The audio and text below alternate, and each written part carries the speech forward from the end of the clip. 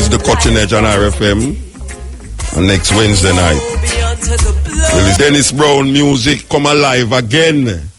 New dispensation, young artists, including myself. You know, so we have a big hit with Dennis Brown, named Great Kings of Africa. Big hit with Aini Kamuze in the too. And it was ironical that we come now as I do another Dennis Brown song with him daughter. So we want to play the Dennis Brown song with him daughter. Feel up Clive Hunt, you know. Yeah, who produced this album, yeah? May I tell you, man, the album sweet, man. The album sweet. Enough artists I'll put for them interpretation to Dennis Brown songs then. Believe you me. This is the Cutting Edge on RFM. You know, say, all the year I go on, you know, the two news them, it's not even local news. We take precedent, you know, with all the things that we are going on, so now. One, Baton Rouge, where you see it live and in living color, where 3 policemen hold on a youth on the ground and not even a youth neither, that big man. Them get a call. This man stand up in front of that place they sell all the while. Because even the owner for the store own this man. Them get a call, say the man there are threatening somebody with a gun. The policeman them go there and I try to apprehend the brother and the brother resist. And them throw him down upon the ground. And all of a sudden you just see the man, one of the police just take out a gun and just shot the brother 4 times. Now me I say, even if the man they have a gun in his pocket, him can't reach the gun there.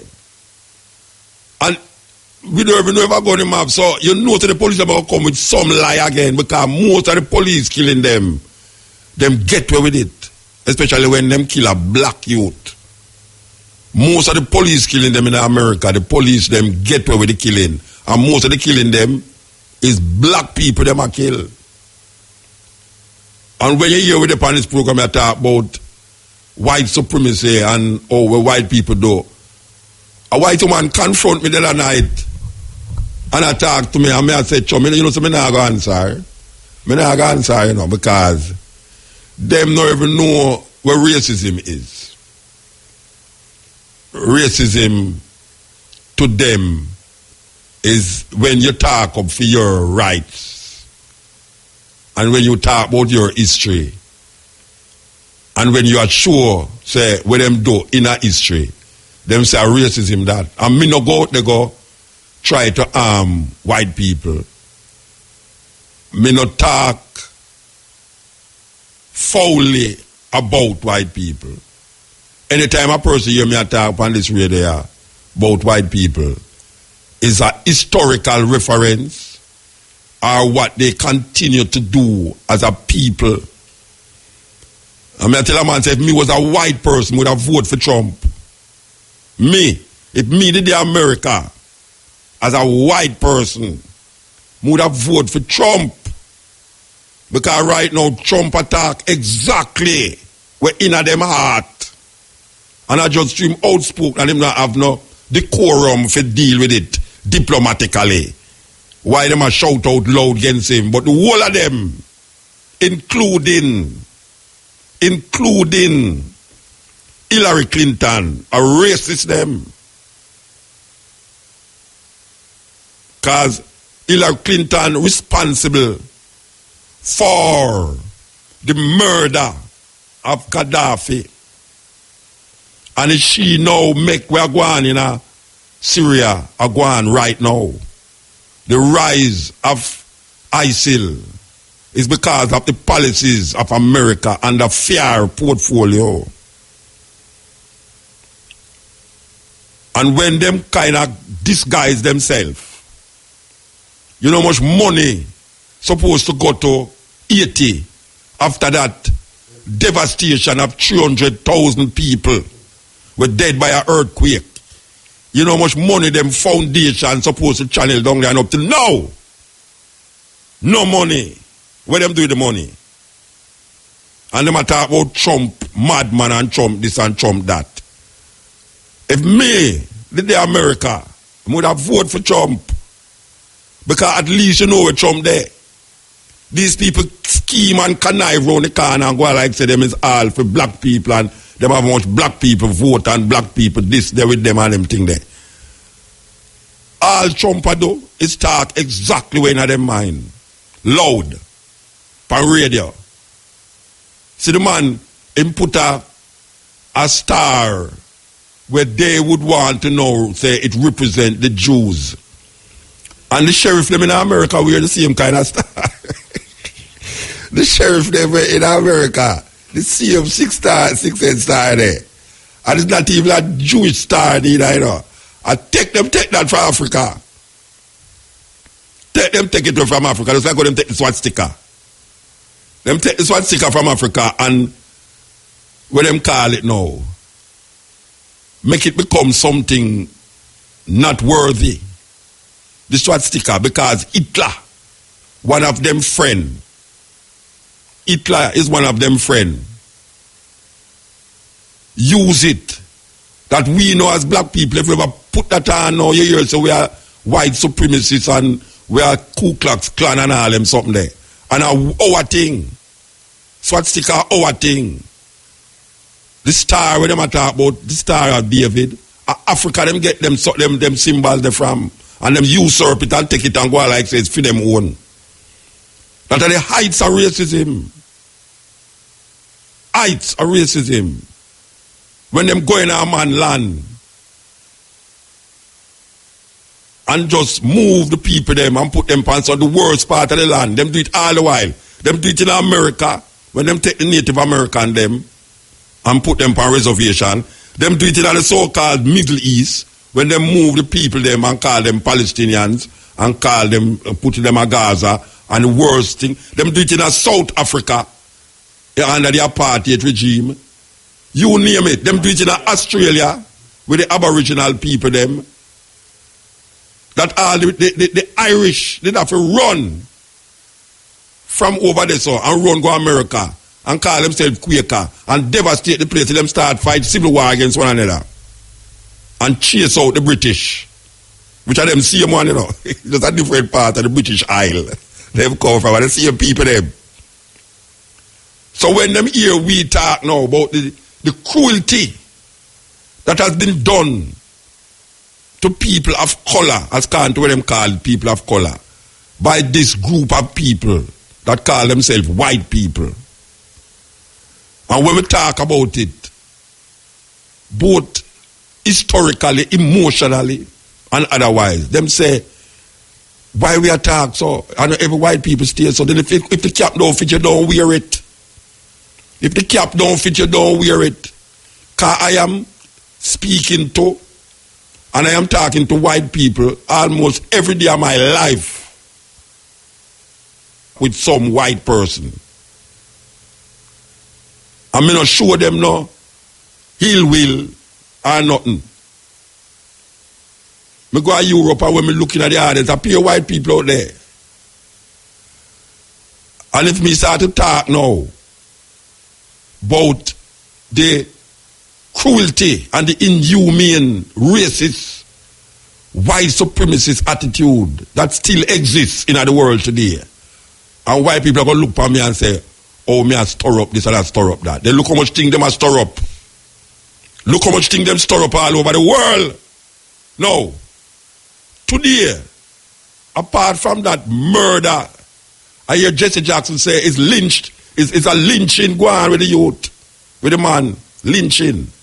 But apart from that, everybody talk about Brexit. But listen to me, we're going yesterday now. The biggest news right now, that them have a Iraq, a United Kingdom Iraq inquiry that are going for 7 years now it are going. And them come to them conclusion today, yesterday. The conclusion was made public yesterday. And there's nothing that they have concluded that we was not saying from the time America set foot in Iraq. That it was a mistake they make and they should have never been there. Because what we see happening now is because of America. All this afraid for go take play now. And when Bush said the world is safer without Saddam Hussein, which part of the world is safer because Saddam Hussein did it? Today, yesterday, Bush, Trump. I have to refer to Trump because if they're on the white side, I found Trump they're on the white side. You know what I'm saying? A white side. Yeah, man, they have a white side. Come on, you know, Mama. I hope you listen. I have a white side, you know. And Trump represent me white side, right? Hear what Trump said, oh. Trump say, him not say Saddam Hussein as a good man. As a matter of fact, he's a terrible person. But him did a kill terrorists. The man them just twist it and say, oh, him say him love Saddam Hussein. I'm still on there listen to the man, you know. And him have to come and say, but wait. What the hell them saying? Oh, I never said that. I said, it's a terrible man, but him kills terrorists. Referring to now, say, the regime of Obama is allowing terrorism to escalate. Now, whether I'm wrong or I'm right, him never say him love Saddam Hussein. You understand? Because you could never love Saddam Hussein. But if, hear the man to him now, when the one named Wolf Blitzer, here Wolf Blitzer asks now, somebody who I represent him, here Wolf Blitzer asks the man now, ask the person. So tell me something now. Do you believe that if Saddam was alive, things would be better? My white side say yes. Me, I say yes. If Saddam Hussein was alive today, because he was not threat to America, and it come out now, say he was not threat. Not now, you know, but we don't know that already, you know. And not only that he was not threat to America, but all of the man them who fly the plane them in the building is Arabs. It's not Iraqi. Them never come from Iraq. Arab youth, them fly the plane in there and devastate the place. Arab, and them complacent. Them could have do something about it and them never do nothing about it. And when the people them know who lose people in night now say them are going to sue the head of the king, Saudi Arabia. Obama jump up and say, no, you can't do that. Oh, no, mad? Oh, don't forget to that. You know, so much things the Arab them have in our country. You want them pull out, and the Arab them threat to pull it out, you know. If the Chinese and the Arab them ever left America come like Jamaica, you know. Third world country, you know. Them on the brink of third world and all still, you know. But here's the thing with it now. If them never kill, what's your name? If Hillary Clinton never organize up to kill Gaddafi, the rise of ISIL in Libya would not be so devastating that now Libya is a failed state. Who caused that? It's because them kill Gaddafi. Gaddafi did have them have everything under control there. Light bill free. He must set up satellite, he must try move the money from sticking to the US dollar by using gold currency. And then get rid of Gaddafi. Hillary Clinton get rid of Gaddafi. And then them say no, them are going to invade Syria. To get rid of next man now. Well, no, I'm not for do with them, you know. Them say no, them are going to invade Syria. To get rid of next man now. Well, no, I'm not for do with them, you know. Do have none to do with them. But them say no, it is not good for them policies. So them start to arm the guys them who have fight against Assad, not knowing who these guys was, but these guys was terrorists.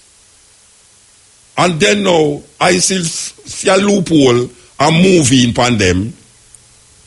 The Russians them come and start kill the rebel them who have fight against Assad and kill ISIL. And America just find themselves in the middle now. So them devastate Iraq, them devastate Libya, them devastate Yemen, them devastate Egypt, and them devastate Syria. And it goes, list goes on and on and on and on. No. Why I'm saying this is we said this now, that yesterday, the Iraqi inquiry, what them call it, inquiry? Yeah. The Iraqi inquiry that's going on for 7 years come to them conclusion now about Britain involvement in the Iraqi war. It's a serious thing. I don't know if they might talk about Brexit. This is more serious than Brexit. Even though this thing happened how much years ago, this is more serious than Brexit. If a man don't really want to understand where I'm going right now. So you know, something for those of you not following up this thing here, but it might not, say them about court, world court, in a Hague, I think a Hague them have it. So far, if I stand to be corrected, so far, most of the people that will get tried in that court is black people, black leaders, who them charged for crimes against humanity. Crimes against humanity. Yeah, so it's mostly colored people of color end up in that court there.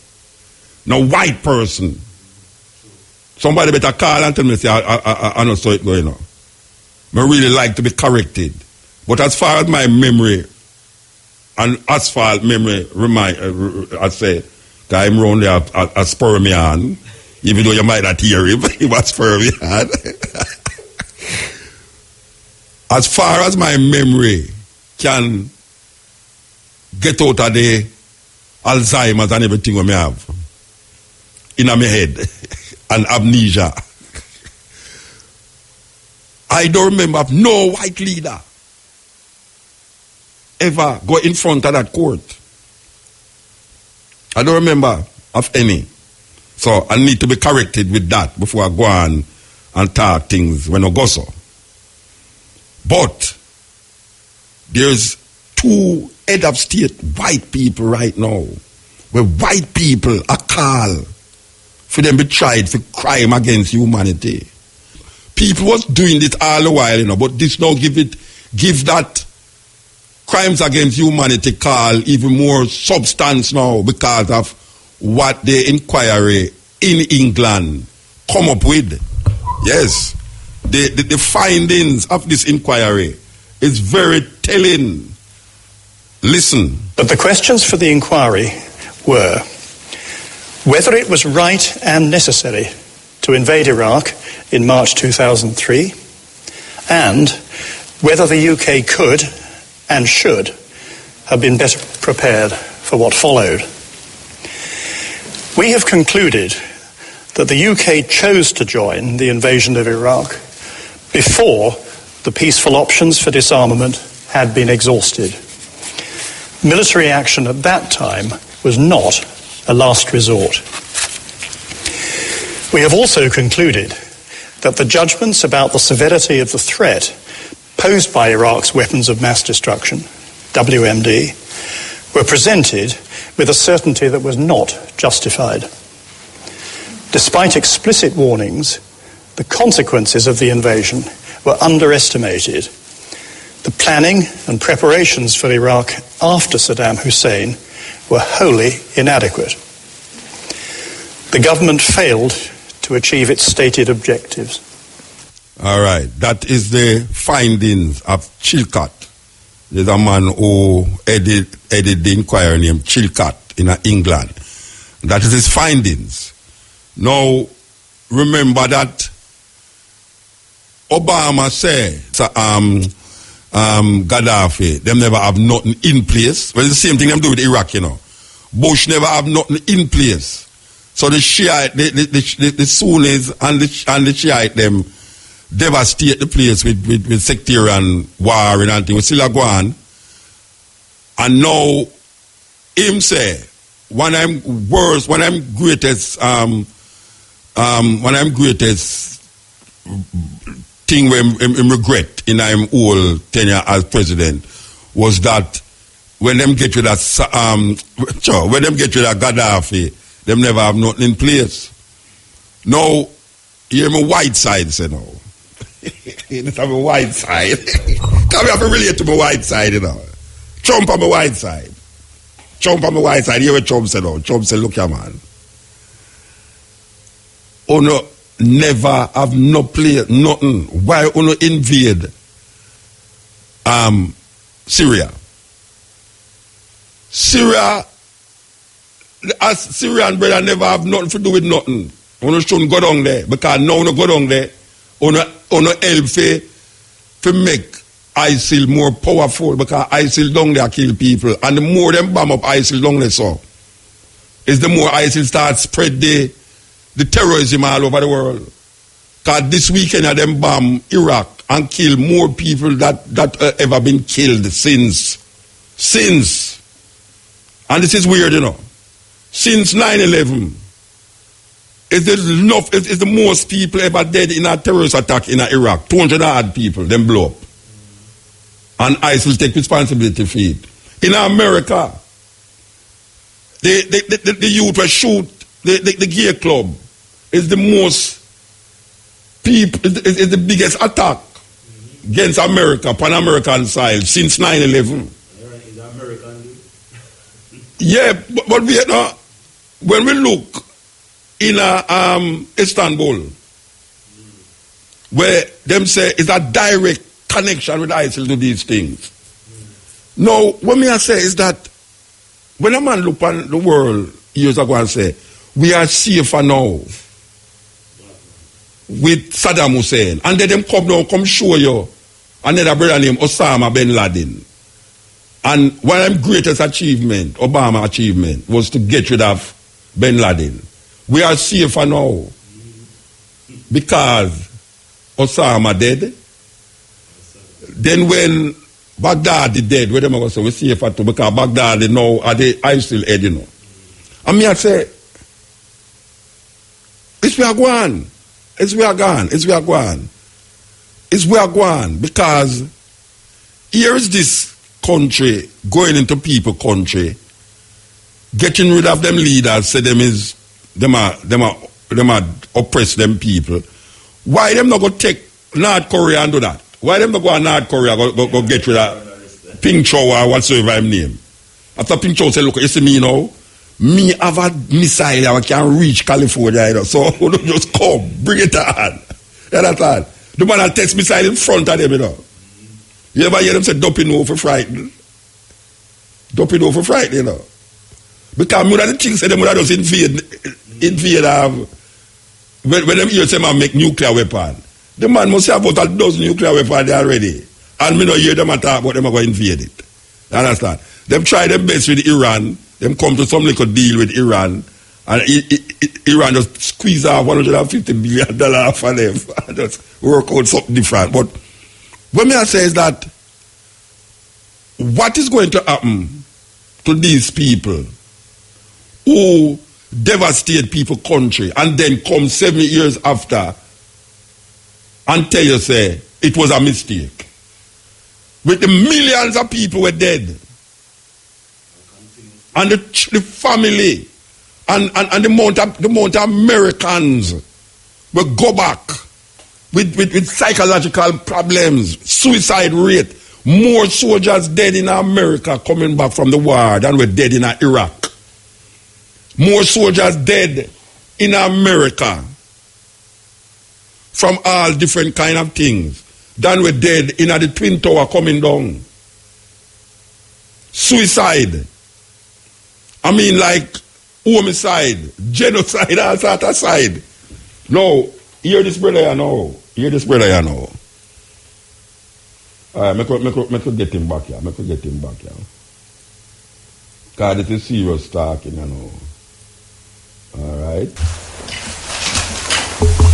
The decision to go to war in Iraq and to remove Saddam Hussein from power in a coalition of over 40 countries led by the United States of America was the hardest, most momentous, most agonizing decision I took in my 10 years as British Prime Minister.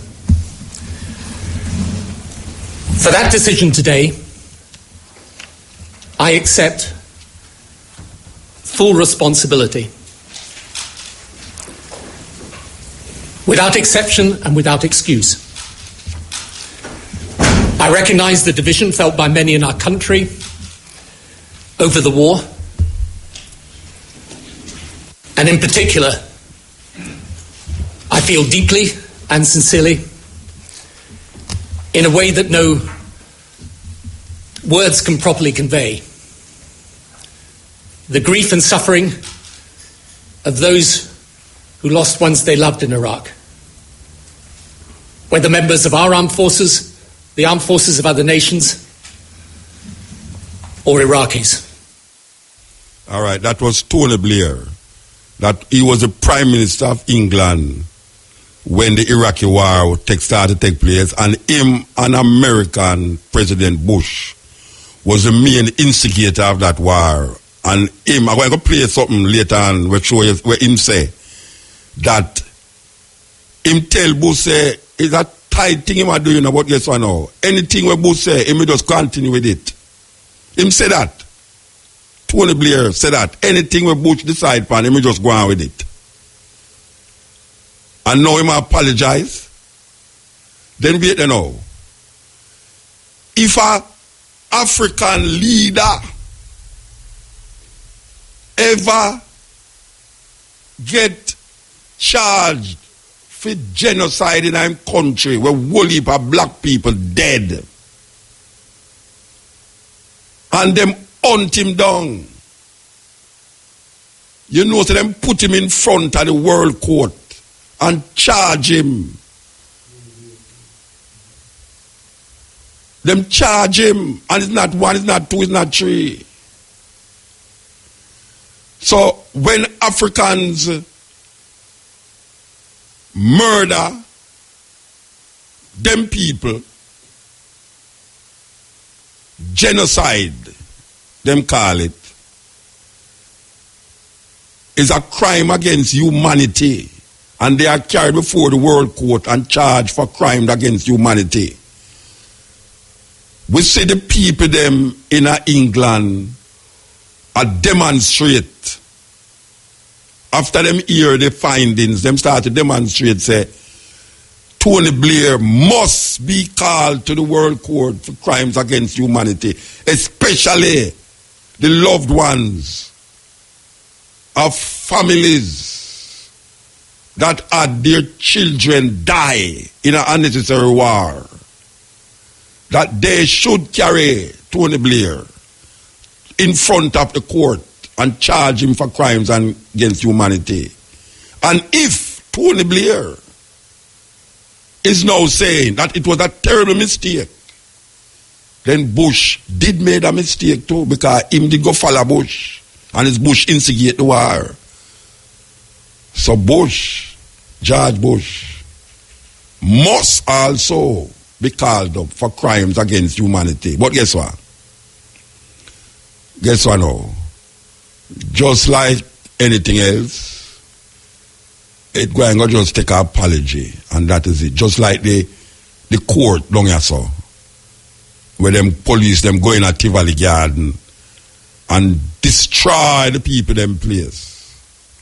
It will be just an apology and say, look here, we know someone resign now, but don't make it happen again. And we're not going to allow them to take part in a no big operation in Jamaica. This is after them cause the death and destruction of life and property, just like Tony Blair and George Bush. So who will be paying for these atrocities? Because we hear about atrocities all the while in the earth, you know. We can name a list of atrocities that take place in the earth. But now we're living in a modern times when science and technology is supposed to tell you what is what and what is not. We, African people, must look upon these things as a marking line, as a line and a marker for what is possible. So when I hear a man tell me about, or a woman tell me about Muta, you're talking too much about white people. Why would you talk about what black people do to black people? We talk about that every day. Every day we talk about how the Ministry of Security and Justice is inadequate to deal with crime in Jamaica. Inadequate. And them should go to some white people country to find out how them do it. Or go to Africa to find out how them bring down them crime rate even though they had genocide in their country. We hear the Prime Minister of Jamaica talk about now it's a regional problem. And him a put it on 80 now because him can't go to America and tell America, say, watch ya. Him can't do it, but them don't have no balls. Them get castrated somewhere between election day and the day after. This is the cutting edge. Yeah, this is the cutting edge. And RFM, we're there with you. We never tell the people them, so tomorrow we are the outside broadcast, we're not going to the studio tomorrow. Yeah, we're going to do outside broadcast, but we soon come to that. But we want to give a synopsis of a movie that will be shown, a film. If Only I Were That Warrior. We want to talk to the producer and we want to talk about the honorary consul for Ethiopia and Jamaica, Judith Hilton. Very nice honorary consul for Ethiopia or to Jamaica. The other day we met the Ethiopian ambassador was visiting here. All right. This movie we are talking about is a movie exploring the controversial memory of Italy's fascist invasion of Ethiopia in 1935. They are here to show this movie.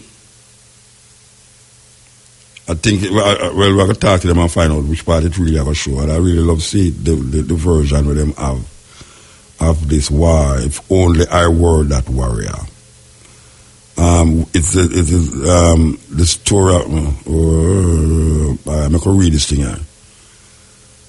It winner of the 2016 Italian Golden Globe for Best Documentary and of the 2015 Imperdibile Award at Festival del Pompei. He has contributed to work to WNYC Radio, NPR, ISO Magazine, and Translation Magazine. So, we want to talk to him because it's very important. But, me not get them on the line. We could continue this reason where we have about this Iraqi thing. We'll come up back. Full force. Full force. All right. I think we have him on the line. Oh, good night.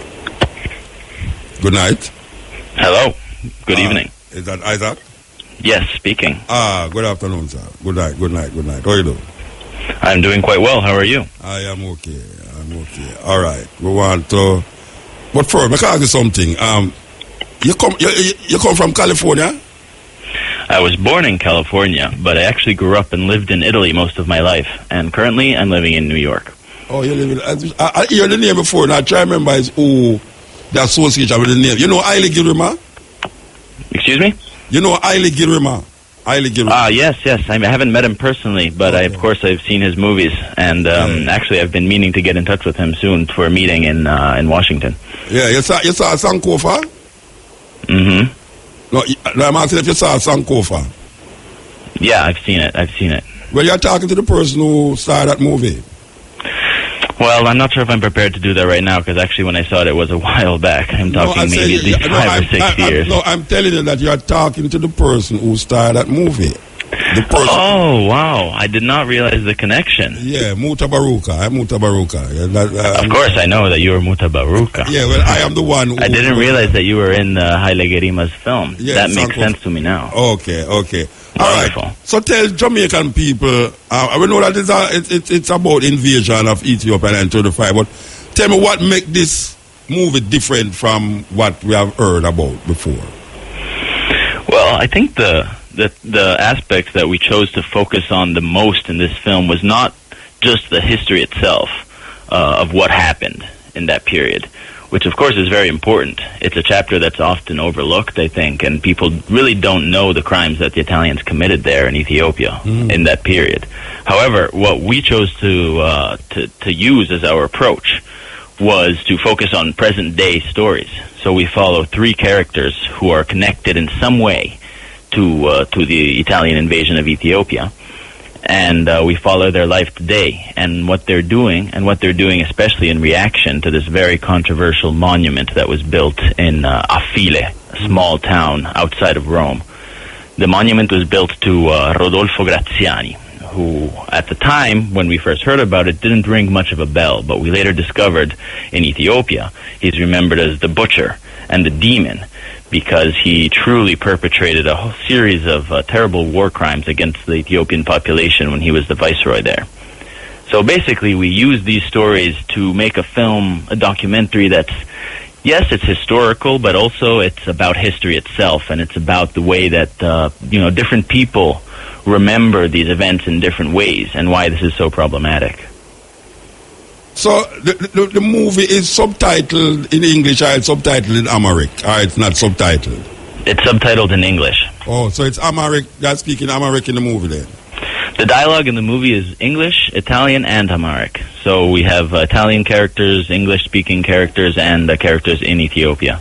Okay. So when we are watching the movie then, who's speaking Italian, you see it in English. Who's speaking English, you see it in what? Italian or it work? Yeah, so we have three main characters, as I was mentioning earlier. Right. The first of them is Mulu. She's an Ethiopian woman living in Rome. She's actually there in political asylum, refugee. And her experience is sort of the front line of the opposition to this monument to Graziani. The monument was built in 2012, and she was one of the first people, together with the Ethiopian community in Rome, to start organizing demonstrations and a reaction to this. Mm-hmm. So she is the Amharic voice, and she also speaks in Italian sometimes in the film as well. Okay. In the United States, we follow Nicola, and he's the grandson of an Italian colonist who went to Ethiopia after the invasion and opened a supermarket near Addis. Okay. Nicola, who has done a lot of research and has even traveled to Ethiopia several times about what his grandfather was involved in. So he's in New York, and he's another activist against the monument. Lastly, we have an Italian voice who is Giuseppe. He's a technician working as an agronomist for FAO in northern Ethiopia. And he's a history buff, and he's the one who takes us on journeys throughout all of the northern region of Tigray to look for the signs of the battles and the signs of the cemeteries and all the things that the Italians left behind when they were coming through that region. And his perspective is quite different because he has a very nostalgic point of view towards what happened, and unfortunately Italians, and this nostalgia also leads to a myth of they make myths out of what happened, and they try to minimize the crimes, and there's a blindness towards what happened, conscious blindness. Is there any footage, flashback footage of the real situations in there, or is it just in memory being exposed through speech? Is there any flashback? We use all sorts of different footage. So in the film, you'll be able to see both historical material and photographs that show back in the 30s what the Italians did, including the brutality of the crimes that were committed. And then we also show a lot of footage of the ongoing situation and the relationships that exist today in this complicated conflict around the Graziani monument in Affile. Okay. All right, we have Judith Hilton on the line. Mrs. Good afternoon, Muta, and greetings to your listeners. Well, I tell you, you are one of the most active consul I've seen come to Jamaica. Believe you me. Oh, thank you, Muta, for the compliments. We just have to continue the work of the legacy our ancestor left. Yes. Okay, so how you decide to bring? I'm assuming that it's the consulate that brought Isaac here. Sure, yes. First, thank you for having us, Muta. Yes, good time. Again, on Friday, July 8th, the Consulate of Ethiopia will be screening the documentary film about the Second Abyssinian War.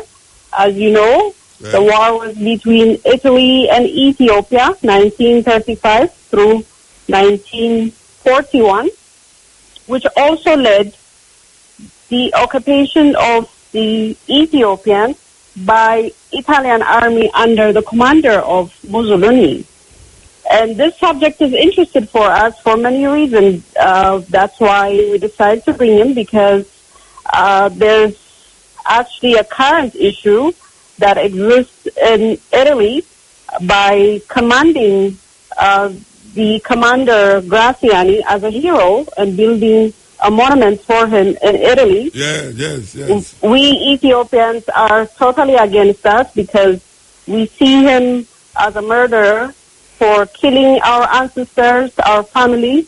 In the war crime, Mussolini and his army have committed over 1 million Ethiopian massacre, which is a victim of innocent people in Ethiopia by using all sorts of materials, including mustard gas and all kind of machinery, and also the destruction of 2,000 churches and 525 homes in Ethiopia, including the destruction of Debre Libanos, which is the holy city and the holy place for Ethiopian Orthodox.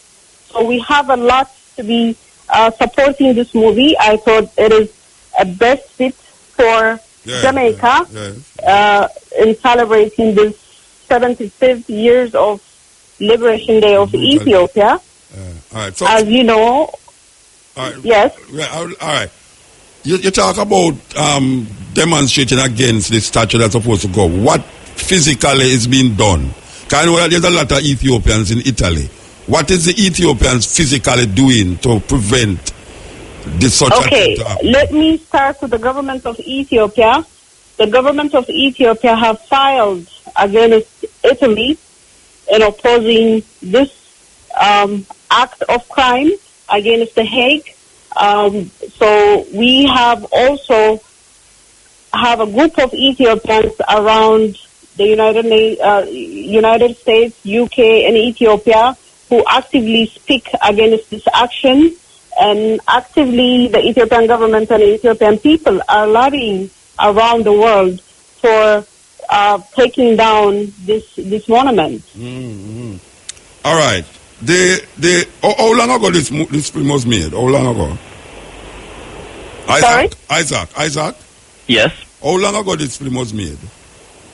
The monument was built in... the movie. If only I were that warrior. How long ago it was shot? Oh, it was shot starting in 2013 and ending in 2015, the end of... So almost 3 years of production. So we started filming it right when we heard about the monument, which had been recently inaugurated, and that was right at the end of 2012. And we followed a lot of those protests that we were talking about before, especially the protests that were coming from the U.S., because that's we were introduced to this whole situation because we saw the reactions of the Ethiopian people in the U.S., and they were so shocked and so appalled and so angered by this monument. And for Valerio, the director, and I, both of us went to school in Italy. We really knew nothing about it. Of course, this is one of the roots of the problem. So we were surprised to see these reactions. So we started to do further research, and that's how the story developed. So has it ever been shown in Italy? Yeah, we've had several screenings in Italy across the country, and I think it's getting some good reactions, and it's getting a lot of attention too, which is important because the monument itself has been surrounded mostly by silence now. After a little bit of press coverage and some political activity in the first couple of years after its construction, now nobody's really talking about it anymore. So how long ago the statue is there? How long ago it has been there? Since 2012. Okay, that's a long, well, not very long still, but you can't allow that fire to be quenched, you know? I know. I think the political will in Italy to do anything about it has been completely extinguished. And actually, an interesting update that I can give you involves the mayor of this town. The mayor of the town, of course, is the main proponent of this monument, and he's the one who had it constructed. In the last few years, he has been investigated because he's been sued for apology for fascism, which is actually a constitutional crime in Italy. But unfortunately, it's very rarely actually convicted. Nobody's ever been convicted for this crime. It's like Tony Blair just apologized for the war in Iraq. Exactly. It's kind of like Or maybe another parallel would be the Holocaust denial, which is becoming illegal in some countries. Yes. So with regards to fascism in Italy, technically you're not allowed to publicly celebrate fascism. Okay. And if I may add, Muta, what's ironic to most of us as Ethiopian, after, the government of Italy opposed the fascists, and they went ahead and granted the federal money to build this monument. And we are saying, the government is totally against the fascists, and they went ahead and approved this monument, and they gave federal money to build it. We just don't understand how that came about. If I can add something here, it's actually how it came about initially because the mayor actually didn't mention Graziani anywhere in the paperwork that was filed for the monument. So basically what happened is the funds were approved without anybody thinking about it twice, because nobody mentioned Graziani. Then the monument was inaugurated and they had this celebration dedicated to Graziani. That's when it started, and there's a sort of complicated legal back and forth that happened after that when the government discovered what had happened. And a certain amount of the funding was actually revoked later on, but it's a relatively small amount, and it seems like at this point the monument is still standing. It still contains the bust of Graziani and photographs of this man, so many people consider the case to still be open. All right, so I want you to remind the people them where and when this movie will be shown, where and when, what time? The movie will be showing at UE Mona. It will be at Social Science Lecture Theater at 6:30 p.m. on Friday, July 8th. So we're hoping, to see you, Muta, and the Rastafarian community, as well as the wider Jamaican community. I will be there, and you know that from you have made it public on this program here, you will see a whole heap of Rastas there. Yes, thank you. And I just also would like to add, in celebrating the 75th year of Liberation Day of Ethiopia, I must also recognize the Rastafarian community who celebrated the Ethiopian Liberation Day on May 7th. And I really applaud them because Rastafarian has been the backbone of Ethiopia.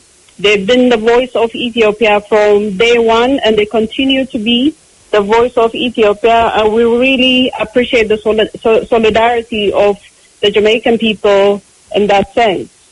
Well, we have a direct relationship with Emperor Haile Selassie I, no matter what anyone wants to say, and that is the connection between the Rastafari community and Ethiopia. If I can add something in closing, I'd also say the Rastafari community in Italy was extremely supportive of us during the production of the film, and they've also been very active in opposing the monument. So it's a global affinity. Okay, well, as you say, I'll be there Friday. Thank you. Friday. Thank you so much. The Social Science Lecture Theater. Okay. At UE Mona. Okay, Mama. Yes, thank you for the opportunity, and Muta, and we really appreciate for having us. Yeah, give thanks. Have a good night. It's been an honor and a pleasure. Okay. Thank you. Have a good night. I remind the people that we're going to do a live outside broadcast tomorrow. Which part we are going again? Jewel's Paradise Cove.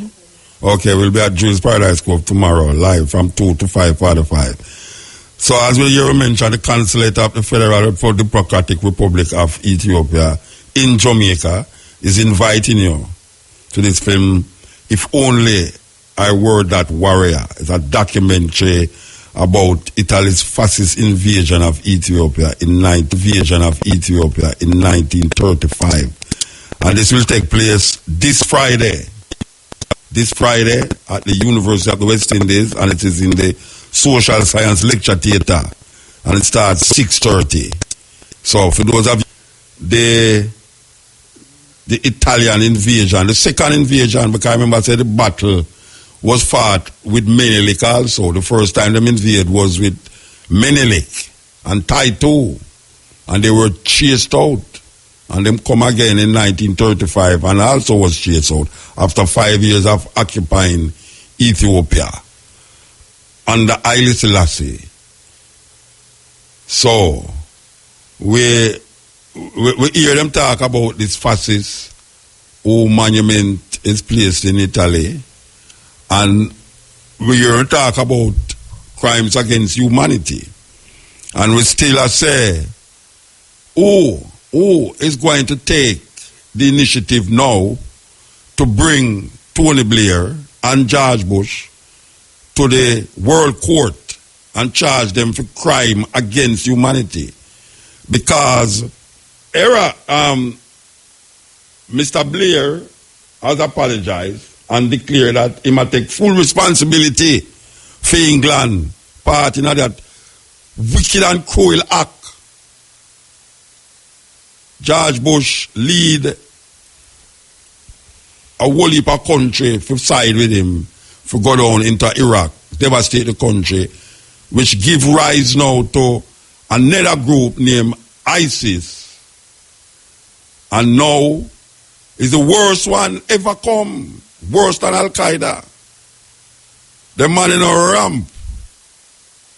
Terrible people, them. Savage, medieval people. They might deal with some medieval kind of thing that, the man, them, I don't know. It's like if you're not dealing with them I deal with, you deserve to dead. Infidels. I saw them, I see it. So we look into what give rise to this group that is now moving into Syria, moving into Libya, and finding foot in other countries by way of media and medium through technology, that they have inspired a whole heap of youth to blow up themselves and blow up people. Can you imagine a man that make a plan with 3 people, with 2 people, and they might say, all right, here what I'm going to do now? I'm going to divert the place by blowing up myself. I mean, like, the mindset, there's a different mindset. Some man that make a plan for going to do some destruction, and part of the plan is that he going to blow up for himself. Meanwhile, the other 2, they going to run, go into the place and kill some people, and then the other one going to blow up for himself. And, it's like, wow. And the most devastating thing with the Bangladesh thing, after the man them in there with the 20 hostage, nobody now hear nothing, and the police them stand up out there. I said, it's like them a wait for your gunshot, So them never attack the place, forget the hostage them. So them still on there, I wait for about 11 hours, I wait for the attack. Only for no say, the youth them in there a stab and a chop up the people, them and a kill the people them silently. That's why them never hear no gunshot. Them kill the people them by stabbing them up and chopping them up. So you know hear no gunshot. So them sit down out there so long, not realizing say the hostage them dead already inside there. Terrible thing. So whose fault is that? What is causing all this cruelty, man against man? Like, it's mind-boggling, man. It's mind-boggling. Politics and religion, man. Politics and religion. Some people are criticize me about how me come down hard for religion. I say, religion is the cause of most of the world's problem right now. Even more than politics. Religion cause more devastation and cruelty than any other discipline in our earth. Religion, as you see it. Every religion. Because first of all, them did oppress woman with the religion. Most religion oppress woman after the first thing. And then now them use them manhood to oppress other people who is not of their thinking. So the human, when you hear me about monkey and this and that, if me is a monkey, me just tap on veggie and yam every man. Because me ask about weird. Oh, when I tell me about them things there come from me as a monkey. Me a monkey now. Mother sit down with that monkey them and say, them people are must be mad. All human beings that talk about man come from we. And we now go on like how them are going. Look what them do to the earth. And them a praise God. Them a praise something where them can't say. And a destroy the something where is the something where them a praise. I don't understand that. Because here them is destroying nature and I praise God. Then what is nature? More than the visibility of God. According to how them say God is. If you say you can't see God and you destroy where you can't see, yet still where you can't see is the physical manifestation of what you can't see. You have a serious problem as a human being. And that is what some little insecure white men sit down and conjure up in them little evil minds and evil thoughts and manifest it upon people, religiously. For centuries it have gone, centuries. So, what is going to happen with the people them in England now? Because if it's not one thing, it's the next. Them just come out of the Brexit. Now them faced with this thing. What is going to happen now? Will the British people lobby to the point where they are forced to put Blair in front of the World Court for crimes against humanity? Who is going to take that initiative, or which group? Is there anybody in the government in England that is going to take that initiative to bring Mr. Blair, since he has admitted to his wrongs? It cannot be just admitting to your wrongs and so let it be, because there are many families now that is still suffering because of what he did. And you have people who do less than that, who get tried and convicted and is now in prison, or get hanged or electrocuted, for that matter. This man and his friend is responsible for millions of people. And we're going to say them responsible also for what happened in Belgium. Them responsible for what happened in Paris. Them responsible for what happened in San Bernardino. Them responsible for what happened in Orlando. Them responsible for what happened in Bangladesh. Them responsible for what happened in Iraq this weekend with 200 odd people blown up. And them responsible because them start the fire and them can't out the fire. I remember one man in the American army said, if you don't go in Iraq and broke it, you don't have to go fix it. And now them can't fix it. Them can't fix it. Because the place mash up this ancient Mesopotamia. One of the places that is recognized in the Bible, in their book, the historical place of Mesopotamia, which is called Iraq today. Mesopotamia of the city of Babylon, one of the 7 wonders of the world, the hanging gardens. Mesopotamia, now called Iraq, have a place named Hor. You are Hor. Hor of the Chaldees is where the Bible tells you, say, and Abram came out of the Hor of the Chaldees. Mesopotamia of the Euphrates River. Mesopotamia is a very important part of biblical history. Biblical. They put some fictional stories in some physical places and make we believe it. And then now, them go with them army and them weapons and destroy the ancient cities right round the world. Connive up with terrorists, connive up with rebels, and get rid of leaders of countries, claim to them as terrorists, and then them destroy the country economically, socially, politically, and spiritually. So, how long will these things continue? What will the young people do, especially in this time? What will they do when Mutabaruka gone?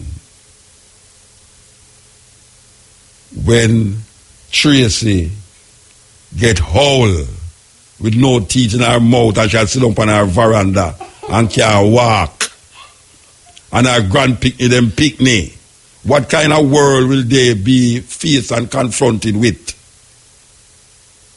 Not the world that we knew when we were children. When you have people like Hillary Clinton and Donald Trump and Obama and those who were to come after them, who is creating havoc in the world. Racism is higher now in America than before Obama. Racism, white people start to show them colors. And we hear people we hear black people are fight against Donald Trump and I take up for Hillary Clinton. What is the difference? The difference between Hillary Clinton and Donald Trump is that Hillary Clinton has already shown her colors.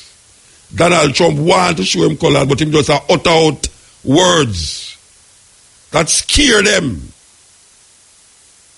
Donald Trump scare them because how dare him to talk what them have in their mind. How dare him to talk exactly what white people have in their mind. Because Hillary Clinton is supposed to be this liberal person and she wants to maintain Obama when we don't know really where Obama. This is the Cutting Edge on RFM.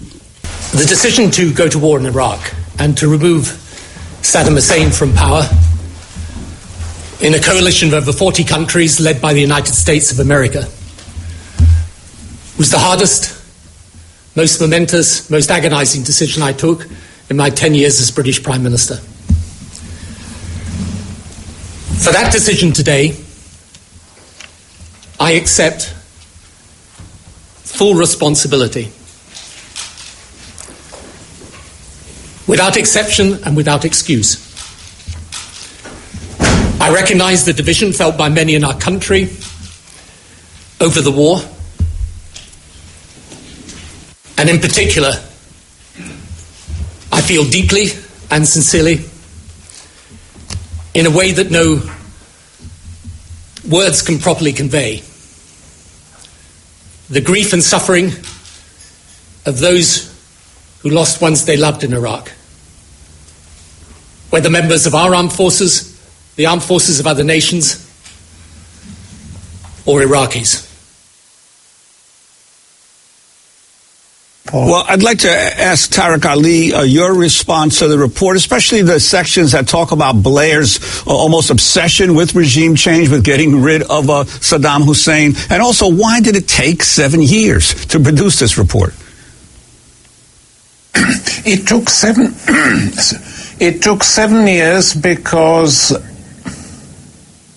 it took 7 years because every single person interviewed had to have a chance to see the report, and Blair and his lawyers were looking at the fine print very closely, as were the generals and other people. The findings of the report, quite honestly, are not very remarkable or original. As Sami has already said, these were things that were being said by all of us before this war started. It was what virtually every speaker said at the million-strong Stop the War demonstration in London. Tony Benn and Jeremy Corbyn in particular have been saying all this. So to have official confirmation that what we were all saying was right is nice, but it's too little and too late. And because the report had no desire or was not permitted to discuss the legality of this exercise, it means that while there is evidence in the report for independent lawyers to proceed and file a citizen suit, the report itself doesn't allow the state to actually prosecute Blair for war crimes. He is a war criminal. He pushed the country into this illegal war. His supporters in Parliament are trying to get rid of Jeremy Corbyn, who was 100% right on this war, backed by the bulk of the media. So we're in a strange situation now. The report, I think, will anger lots of people who, unlike us, were not convinced by the movement that what was taking place was a lie, based on a lie, and it was illegal. What is going to happen now remains to be seen, but I would very much hope that independent groups of lawyers and jurists demand now that Blair is charged and tried. It's very clear he pushed the war. He forced the intelligence services to prepare dodgy dossiers. He pushed his Attorney General to changing his opinions before he was allowed to address the cabinet. All that we have in the report. The question is anyone going to answer for it, or is this just designed to be therapeutic? And Tariq, about this whole issue of the Labour leadership in Parliament trying to remove Jeremy Corbyn, even though he was one of the most vocal anti-war advocates, and even though the base, the majority base of the Labour Party still supports him. Well, I mean, it's bizarre. Some people said to me that the reason they tried this coup against Jeremy in Parliament was so he wasn't leader of the Labour Party when the Chilcot report came out. We'll see what he says today at his press conference in 3 or 4 hours' time. But I think he will be very harsh. The irony is that the woman who is the main candidate against him is a supporter of the Iraq War. Now that we have a judicial inquiry which says what it says about the war, I think surely it's time that constituency Labour was so he wasn't leader of the Labour Party when the Chilcot report came out. We'll see what he conference in 3 or 4 hours' time. But I think he will be very harsh. The irony is that the woman who is the main candidate against him is a supporter of the Iraq War. Now that we have a judicial inquiry which says what it says about the war, I think surely it's time that constituency Labour parties started the process of removing some of the chief warmongers from Parliament. They don't represent anyone now except a cabinet in the past, a government which went to war. And if you look at some of the footage being shown on Channel 4, today, what Corbyn said, what Ben said, with what Blair said, I mean the utter complacency and brutality with which Blair told Parliament, there are some people here who think that regime change is wrong, and Gordon nodding vigorously and Margaret Beckett on the other side. These are all the people involved in trying to get rid of Jeremy Corbyn, and something, I hope Labour members will now fight back, because it's precisely against this sort of thing that Corbyn has been fighting the right inside the Labour Party. Sami Ramadani, you were on the steering committee of Stop the War Coalition, a friend of Labour opposition leader Jeremy Corbyn. This backlash against him for around the Brexit vote, which he was opposed to when he was the opposition leader and spoke out against on Democracy Now!, spoke out against Britain leaving the European Union just 2 weeks ago. What you think is behind it? Really, my own feeling is, and probably Tariq could share that view with me, is that they are genuinely worried that Jeremy Corbyn might lead to victory, the labor movement to victory in the next general election. And they are terrified of that prospect. They looked at the 4 by-elections that happened since he was elected, and they were all won with comfortable majorities. In fact, the last one doubled Labour's majority. And then they looked at the local election results, and again, he did very well. And they are genuinely worried that if he wins, what's going to happen to them? What's They're going concerned to happen he'll to be their Prime Minister? record of supporting the Iraq War, of voting with the Tories or abstaining on important welfare policies. The Tories applying neocon policies. They seem to prevaricate or concede to Tory demands and so on and so forth. And their abandonment of working class communities over 2025. They continued on a Thatcherite policy. Margaret Thatcher's premiership destroyed class communities, and the new Labour leadership under Tony Blair simply continued that policy of abandoning working class communities, and some of whom became so disillusioned even voted for with UKIP, which is an extreme right-wing party. Sami Ramadani, we have to break. And Jeremy Corbyn is providing a new vision and a new strategy, and they want to undermine him. Sami Ramadani, we have to break, and Tariq Ali, but we're going to come back to ask you about what happened in Iraq this weekend, the largest car bomb attack since the Gulf War began. But the questions for the inquiry were whether it was right and necessary to invade Iraq in March 2003, and whether the UK could and should have been better prepared for what followed.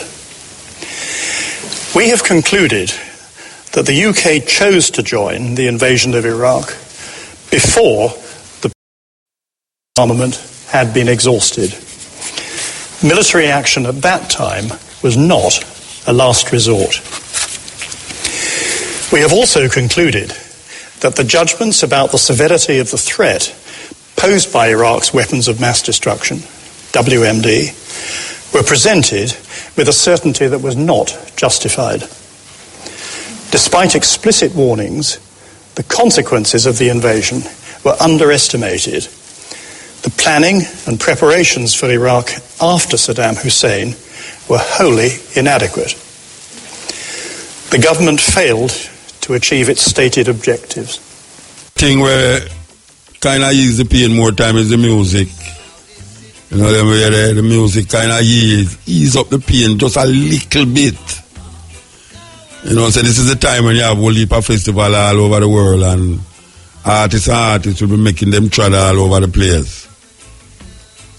Reggae Sumfest is festivals in Jamaica that going to take place our week after next.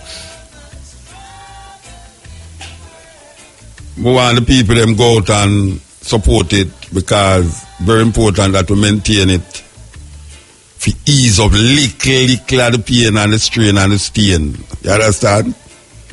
We hope that the people them will maintain that feeling of knowing that is our thing.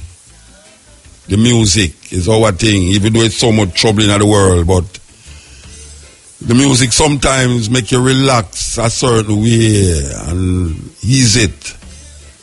And the festival them is one way to ease it. You go meet all your friends when you never see for a long while. We all come down and not tell you say I come because I do your money for years. You're bucking up all down at Mantico here. I walk go down at the whip strip there. You know, John, he might look at you like him don't remember you. You understand? Until you start to pick an argument. But really and truly, festivals are like that, where you sit down and you meet and greet people and you have a wonderful time without any hassle. And we hope say the people them behave themselves. Because in a them time, you know, St. James stay, but we are call upon the people them who attend these festivals to make sure so you go there to go enjoy yourself musically. You understand? And talk to your friend them and socialize. Line with your friend them. So we are say Reggae Sumfest, we know say RFM usually down there, Keshima and Bones. Them is like a twin within the pin. Them two people like a twin between the pin. You know what I mean? Eh? So, yes, Reggae Sumfest. This is a festival. We don't know where it's a come up, but we are Reggae Sumfest are advertised by IRFM, so we have to really big it up. You understand? This is the cutting edge on IRFM. Blessed Muta. You're a blessed man. Yeah, man. Give thanks. Pertaining to the eagle, when them try people, war crime, it's mentioned it's two white people alone we recorded try down there. There's a brother named Malajovic from Yugoslavia. Yeah. And that's where Joe Bogdanovic come from. Yeah, Yugoslavia, yeah. Right, and a boy in a Belgrade, a white boy, them call him Pinochenko, something like that. Ah, yeah, I remember that one. Yeah, see, that's why I want somebody call me and tell me, you know. Give the black man who don't want who try case them on the aid, I don't want the black man and the youth, the from town father, you know, Julian Robinson, the PMP secretary youth, and father that, you know. The black man you see try quote there, you know, on the year. You serious? Yeah, man, I'm father, man. I mean, give him a write up with the, you know, the Glean about 4 weeks ago. That what father? But it's like them make the age was next for black people. I don't most of black people them try down there. You know that me say? Yeah. The youth from Liberia, my name? Taylor. Charles Taylor and him. Taylor, yeah. Yeah, man. Yeah. Give thanks to the information, man. We always love that, you know. Yes. So you know, man, a long time. How you deal with Bridget? You don't mean I hear from you. Yeah, man. Stay low, you know. Yes, all right, then, man. You're there. Yes. Blessing. African symbol live at the. Ian Motor. Blessed man. Blessing, man. Things going through. Give thanks, man. Give thanks to life, man. Me like what I go on. I mean, what I go on in England. Oh, you mean with the trial? The trial and the movements for England make from the European Union. You like that part there? Tell me why you like that. Tell you why you like to them come out there. Why them come out there? Yeah, why you like why them come out there? All right, you did remember when His Majesty did go spend time in a bath at the time, I mean, when him going to exile. His Majesty and England did come to some serious agreement, you know, pertaining to the protection of Ethiopia and certain other sovereignty. But the mistake we make now, after World War II, the 28 European countries go form the European Union and England get frightened and go join in with them. But the whole thing about it is Majesty appear in the Geneva Conference September coming on Muta. So England have to move out of the European Union, you know, Muta. No, hold on. Tell me why is it that it's good that England come out of the Union? Why you say it good that them come out? Why it good? Yeah. Because England have to go stand up to the responsibility to the world now, Muta. So where all the countries in the world to do now, all right, take for instance, look at me, I've given Jamaica position now with England. You see the Prime Minister of Jamaica, Muta? Yeah. Him supposed to declare at least tomorrow morning, say all Jamaicans supposed to stop work in a motor and declare reparation to England in a motor. Bridging. That the position we in right now in Jamaica. Hold on. You know, say you start out nice and you get topsy-turvy, you know, for me. No, I'm not topsy-turvy. May I ask you a question? One question may I ask you. Is it good, based upon what you say, why is it good that England come out of the European unity? Why good? Why is it good? Why it good? Yeah. Because of the agreement where it did make with Ethiopia, and because His Majesty appear, him have to put himself in a position. When you say His Majesty appear, His Majesty appear where? His Majesty coming at the Geneva Conference, come September, Mota. His Majesty I know that Congo. Wait, man. Make me want to get you clear, you know.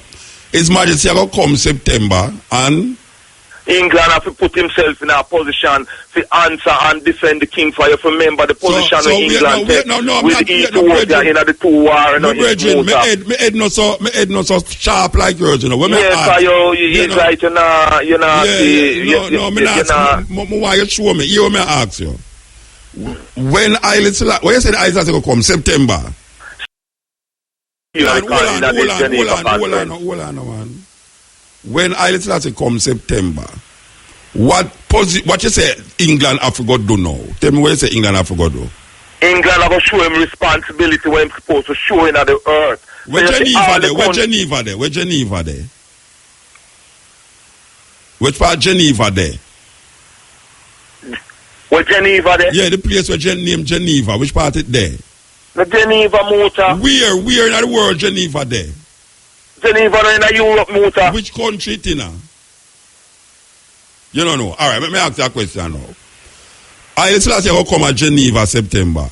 But now England what England have to go do now, for sure now say it's not the reason. The reason why them come out is because them and Haile Selassie have a where them and Haile Selassie go do? Where Haile Selassie and England go do? Remember when His Majesty don't stray from the point, Muta. When His Majesty was in part. What is England and Haile Selassie going to do when Haile Selassie, according to you, appear in September? What Haile Selassie and England going to do? England supposed to show the responsibility to the world of the agreement for him and Haile Selassie I make after World War II, when His Majesty going about. England supposed to take care of certain things in Ethiopia, of which they didn't because the side where them take with the European Union. Okay. So I try to show the eye said Muta. Right now England have to draw out of the European Union, which is a police where them did set up to conquer His Majesty. Italian power have to set up a police force in Europe to conquer the people in Syria and all over the place. There shouldn't be no war after World War II in the motor. That was the agreement, you know. The European Union set up the NATO and all them things. All them have NATO and so much problem in Europe. So anything else Haile Selassie going to do apart from them in England and make a deal now? Is there anything else Haile Selassie going to do when him come September? What else him going to do? What him going to do? What else? What else him going to do? Yeah, him going to declare equal rights and justice, and the Islamic State are going to exalt itself more in the earth. Okay, so Haile Selassie and the Islamic State are going to side beside one another. Then Muta, you know, so the Islamic State are going to take over earth, Muta. If Islamic State take over earth, no, there will never be peace on earth, you know, Muta. You know that the people will take side from, you know. So you say Haile Selassie is going to take side with Islamic State. That is what Islam come out of Ethiopia, Muta, which is the foundation of righteousness. Christianity come out of Ethiopia, which is the foundation of righteousness, Muta. So I don't want to hide them because them introduce pagan Christianity and the Bible to at a certain time. We have to go on we have to continue to take side and see the reality of life where it reach right now, Muta. Virgin. Muta, Haile Selassie is what? A Christian or a Muslim? Haile Selassie, yeah. He's the head creator, Muta. He's the head of all things, Muta. That's damn foolish, man. May I ask you if Haile Selassie is a Christian or a Muslim? All right, he was declared a Christian in that era. In which era? In his era in Ethiopia. All right, his dynasty was so when him come back September now, he must be a Muslim. Well, all right. Well, you tell me, say I go side with his ISIL.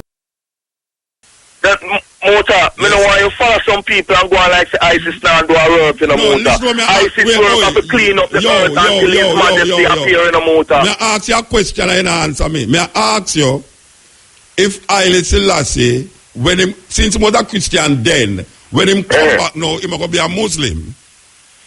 Yeah, put it away there. No, me not put it away there. Me ask you. Yes, it gonna be that way there because the whole earth supposed to bow to Islam. The whole earth are about to Islam, including you. You know that there's not gonna be peace on earth, Muta, man. You know see that, man. You know say Christianity a God's problem, Muta, and the other religion, them, Muta. You know see that plain, my brother. I ask you a question. You is a Muslim? Yes, Muta. You is a Muslim. You praise Allah. Salam, salam. What salam mean? Il Muhammad, Muta. A foolishness attack, man. Salam no mean Il Muhammad.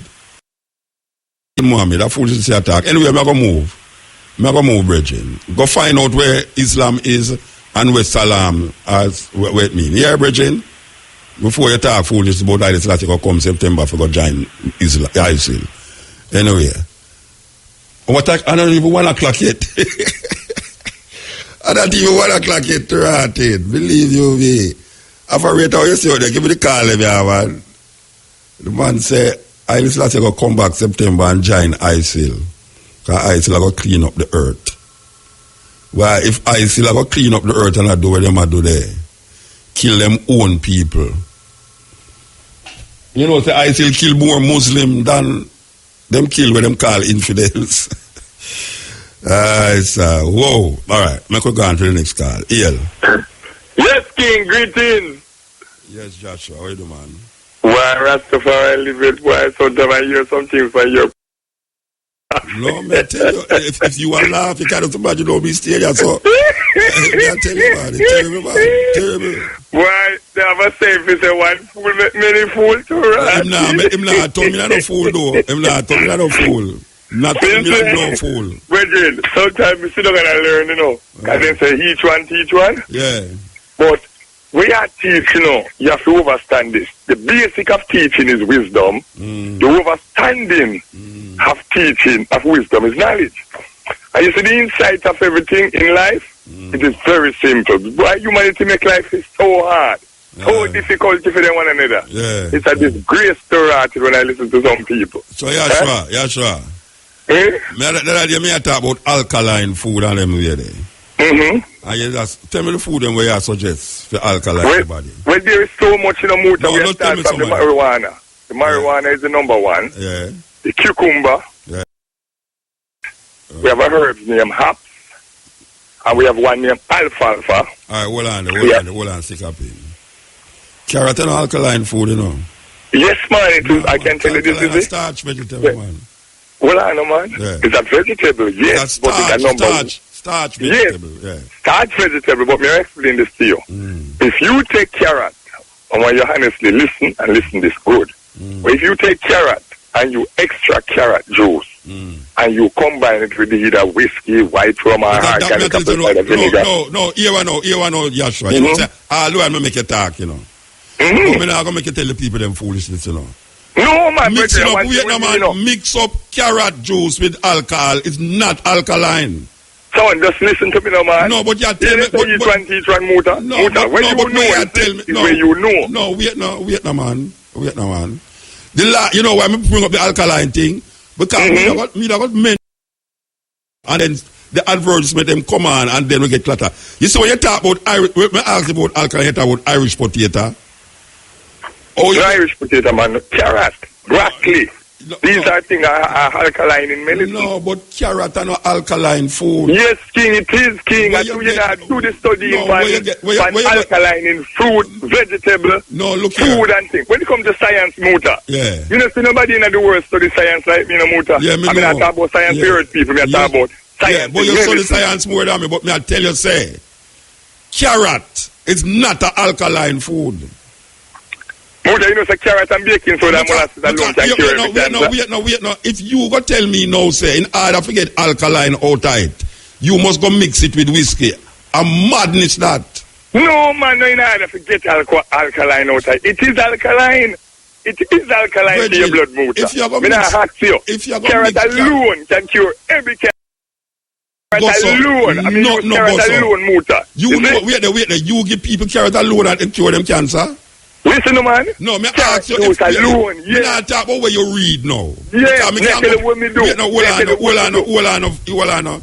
Me can go up on the internet and listen and hear everything where you talk about. So me not talk about what you talk about now. Me ask you now, you cure people of cancer with carrot? Not only cancer. No, wait no man. Me not ask you about no other sick, me talk about cancer now. Yes, cancer me use carrot and cure. All right, me use carrot and cure HIV. Use carrot and cure the worst lung problem. All right, we are talking about other disease for cancer me talk about. Listen to me. You know that me I tell you? Yeah, but hear me say no. Hear me say no, brethren. Me want, when I will call you one day and you bring 2 people up at your yard where you personally use carrot and cure them cancer and make me talk. Simple, naturally. Yeah, what, brethren, at 2, me say, man, nothing about no several. Me say, me want, me like specific, you know, me talk specific, you know, me choose my words. You hear me, I say no. Me, I go call you one day and you line up 2 people up at your yard where you use carrot and cure them cancer. No, right. We have no problem with that, Muta. Me can't even give you more than 2, but you don't tell me about no more than 2. Yeah, me understand what you have to say, man, but me can't tell you. Nobody tell me about more than 2. Let me explain this to you, Muta. Yeah. You see, in life, if you take the time out to study Mother Nature, especially all these important fruits that we blessed with and things here in Jamaica, around Free Little Island. It's like there's no way else in the world have the organic kind of food. But you know, I no doubt that. And food kind where we have. Yeah, I no doubt that. But the fertilizer where the politician them, you notice the politician them in the house about every time agriculture something, they them say fertilizer, seed, fertilizer, this. They not give the people them just the natural things, you know. They might give them with chemical. So these are the chemicals that keep on reducing the alkaline. And you plant the vegetable them without fertilizer. The thing them where you feed the people them with. You plant them yourself so to ensure that when the people them get it, it is not contaminated. No, because most of the people when we go and find out from our country people, we don't use fertilizer. And it's not much, because sometimes we walk, we don't go to buy carrots. We have to walk on 10, 20 different people to get a pound of organic carrot without fertilizer. Right? Because the people them keep on complaining. Every time they get the seed, they have to get fertilizer. The same thing with the marijuana. They keep on growing the marijuana with that thing named wait, no, man, I'm on the carrot still, man. May I ask you a question now? Talk to me. Carrot have starch in it? It have everything in it. It have magnesium, it have starch, it have iron, it have zinc. Oh, you love answer things when I don't ask this, man. No, you say carrot have starch in it. You just say yes, and that's what else it have. May I ask you a question? Carrot have starch in it? Yes. All right. May I ask you next question now? Tell me which food that is alkaline. Well, you're going to tell me carrot. Alkaline food not supposed to possess starch in it. No, it's not. All right, listen. You have basic carbohydrates and complex carbohydrates. Yeah. When it comes to starch, it's just like rice. Rice is an antiviral, but it carries a lot of starch. But it is not alkaline. No, it has to be alkaline, but right? The antiviral properties that it carries, right? Counteract all the starch. Problem is how you wash it and how you deal with the thing. But rice is not an alkaline food. No, it's not. But it's also a food that. Why rice is not alkaline food? Tell me why rice is not an alkaline food. Let me explain to you why rice is not an alkaline food. Yeah. When too much starch is in a one product, more than the average product, it can't be alkaline. Okay. Because alkalinity is building your body pH level. Yeah.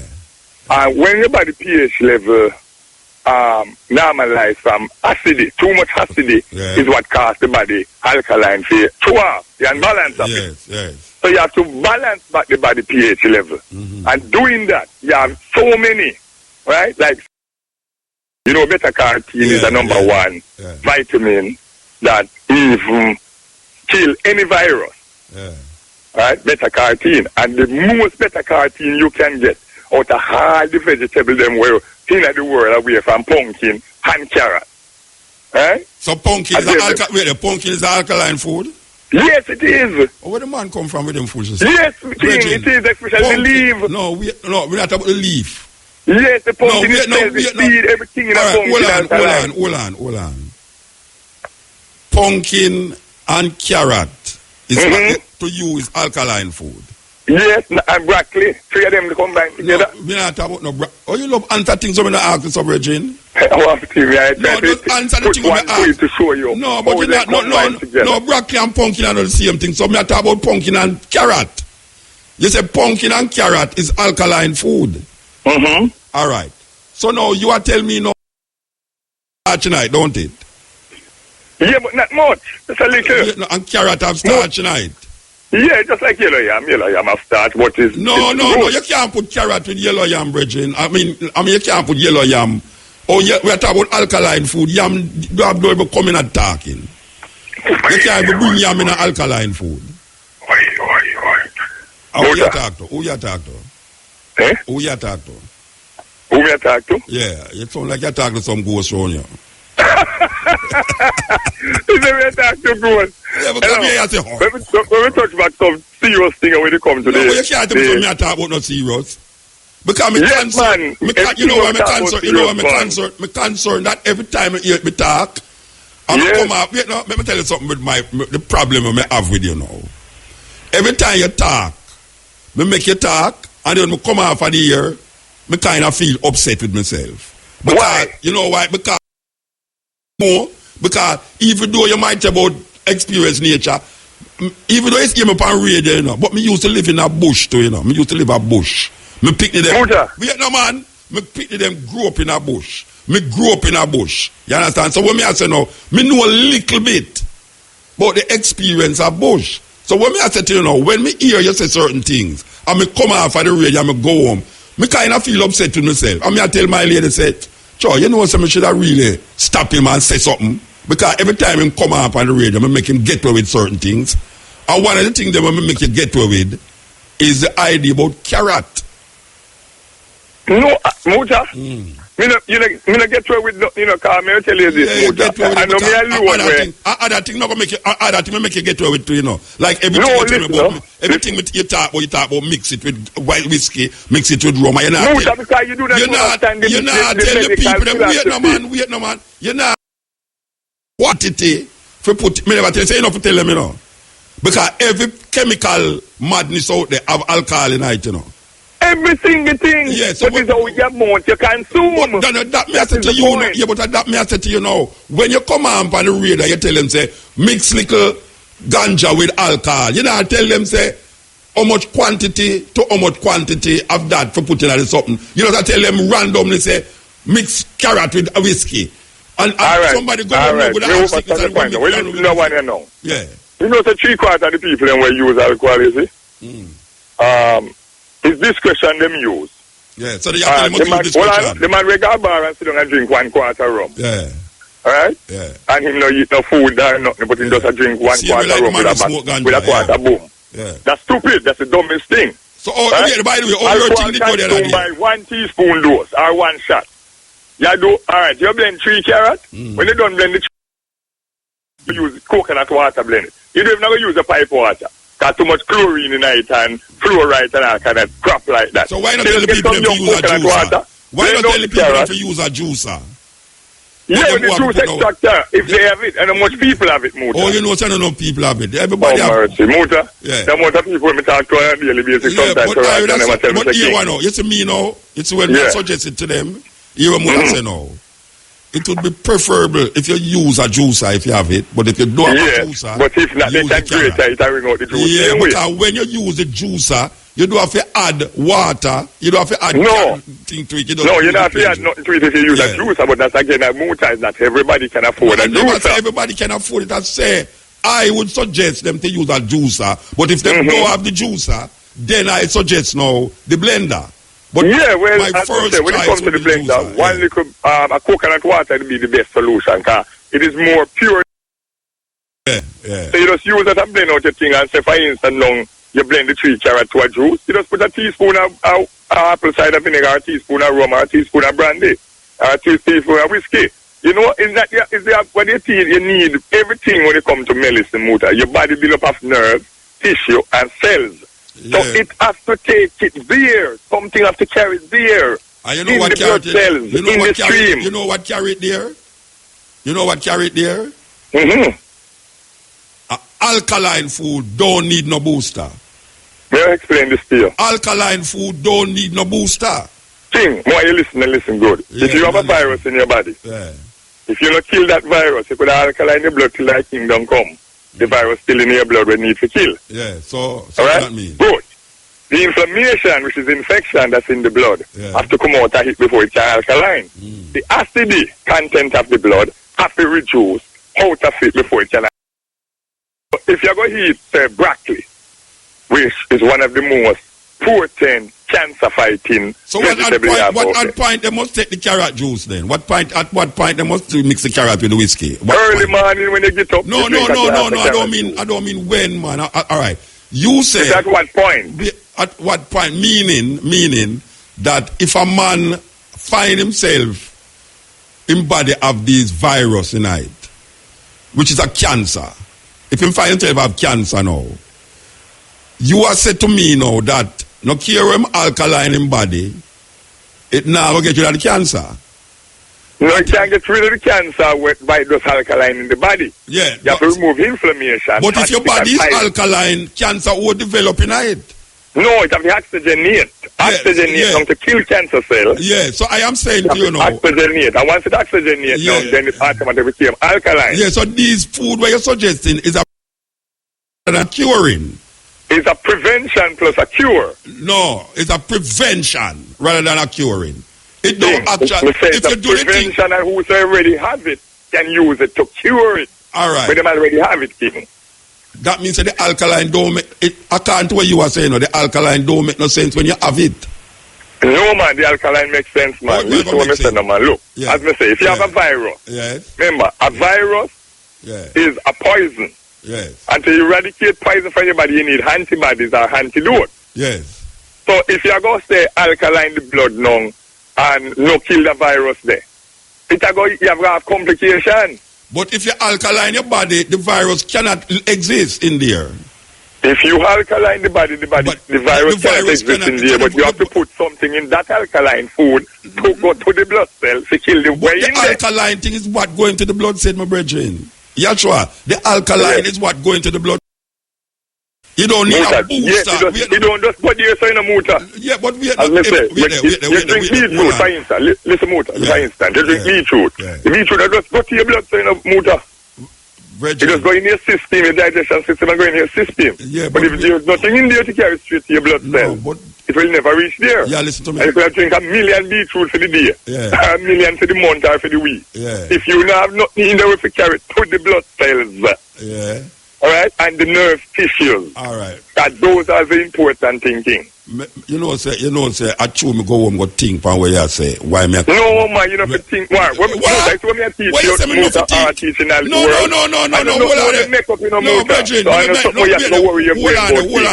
Hold on there. You see, if I hear you say that now, me have no. You say any man will tell me say me nothing think, not just listen to him I say. Me no, me say if it does. Yeah, don't worry yourself, man. No, me not worry. What, man? No, me have to think. Me have some knowledge of what you are saying, you know. Yes. And the listener do have no knowledge. Most of the listeners do have no knowledge of what you are saying. Yes, man. We have some more time. People call me and beg me to tell you. And I ask them, King, please, we love when it, it's like a policeman call me last. But that's why me give you the chance to talk. Because they want to hear you. Yeah. Some people call me from England, you see. And from Canada, and they beg me, do. Yeah. You need to give me allow me with some time to teach them because they learn so much from me and you. You have to pay for the time on the radio. You can't call the radio when you don't want to pay no time. You have to pay for the time on the radio. Muta? Yes, sir. Something to you? The amount of people will call you because of this program and you don't pay for the time. Muta, I'm going to say this to you, see? Yeah. If you know, I'm going to tell you this. If you know that every time I talk on your program, I talk to most people more than anything else, but most of the people when I talk to, I oversee. So when those ask me for some do when they got to do. Sometimes I don't see people for months, but at the same time, I'm grateful for you teaching these people, allowing me to teach them. Because there's so many people but don't tell me, say me must question what you say. And you know, but brethren, you say anytime you start to wait the man. That's why I not go to church, you know. Because the preacher know why you question where I say, must take where I say, listen to me now. You say anytime you call upon this program and tell me, say, don't bother worry, don't listen to, don't bother question what you say. No, I'm going to say it's a question. Don't worry yourself too much because you say you go man a think. Yeah, me say, you go man worry your brain and bust your brain. Me not worry, brethren. Me not worry, you know. Me not worry. It's a very serious, you know, important, no, you know. Me not worry, you know. What me I do is bring your attention to some things where you say on the program. And when you say on the program, I know so you go on your internet and you read this and you read that and you read that. No, man, not only internet, Muta. Me that spiritual you can't tell me, say, you cure cancer in a Jamaica with carrot. Because you no plant carrot. I know it's alone. You no plant cabbage. We use cabbage and cure cancer. Cabbage and peppermint. Oh, you love talking to me with carrot cure HIV. Brethren. And a story me I tell you. A carrot me ask you about. A carrot me ask you about. I say you use carrot and cure cancer. Carrot to cure cancer. And carrot. Me I tell you say. Listen up. 6 ounces of carrot. 1 teaspoon of blackstrap molasses. 1 teaspoon of baking soda. Aluminum-free baking soda, which is called bicarbonate of soda. Okay? You go to the health food store, you buy the aluminum-free baking soda. 1 teaspoon, 6 ounces of natural carrot juice with 1 teaspoon of blackstrap molasses. You drink that every day and say if you have cancer in you. Alright? Put a teaspoon of white rum in it or a teaspoon of whiskey. And you call me back in 3 months' time and tell me if you have cancer. Alright? And the recipe that you just get king. Me hear you.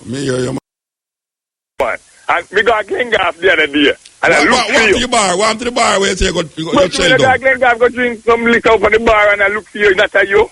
Wait there, hold on.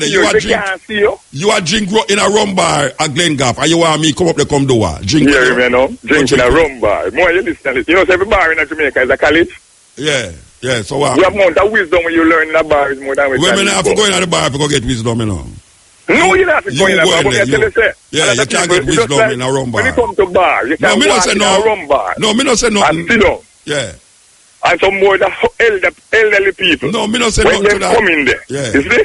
You learn some cure for disease. In other words, when you did go to the rum bar, you never drink no rum. That's the way you tell me. No, man, in the rum, you got a bar, go drink, man. You like people them some liquor, make them drink, and we make we run rum. We are working at rum when we carry Glengarf, and everybody love it. Not only Glengarf, the whole Kingston. Ginger rum. They use the natural white rum. That ginger gets rid of any cancer, any pain. Hold on. You sound like you didn't make rum, but you don't make rum. You use rum mixed with something else. You know, I say to you, me use the white rum, you know. I say, me make rum, you know, you listen to what I say, you know, me use the white rum. I blend with the ginger. Mango rum out tight, beetroot rum out tight, cantaloupe rum out tight, carrot rum out tight, whatsoever the things. And you carry it, go up at the rum bar and give the people them. Yes, and people love it like crazy, because when they done a sweeten it with honey, the flavor we have, may I tell you, it's a natural medicine, straight to your blood. Straight to your blood, king. And may I tell you, things like, I'm tired to tell you this. I'm going to tell you one more time. I don't know where you live, I'm not find you, you know. No, you can't find me. I'm going to tell you, check me. Yeah, me will check you. I don't know why you check me, brother. Check me, brother. Put on something to you from when. You see, no. I'm going to tell you, say, the longest savings me ever do. I told you. The longest what? Longest what? The longest savings me ever do. I told you. Well, you if you don't know, put on some money. Then you know, I put on for you from when. That's what me I tell you from Starfish and make shingle. Put on the money. You not put on the money and save it. And so, since me not come, you will save more money.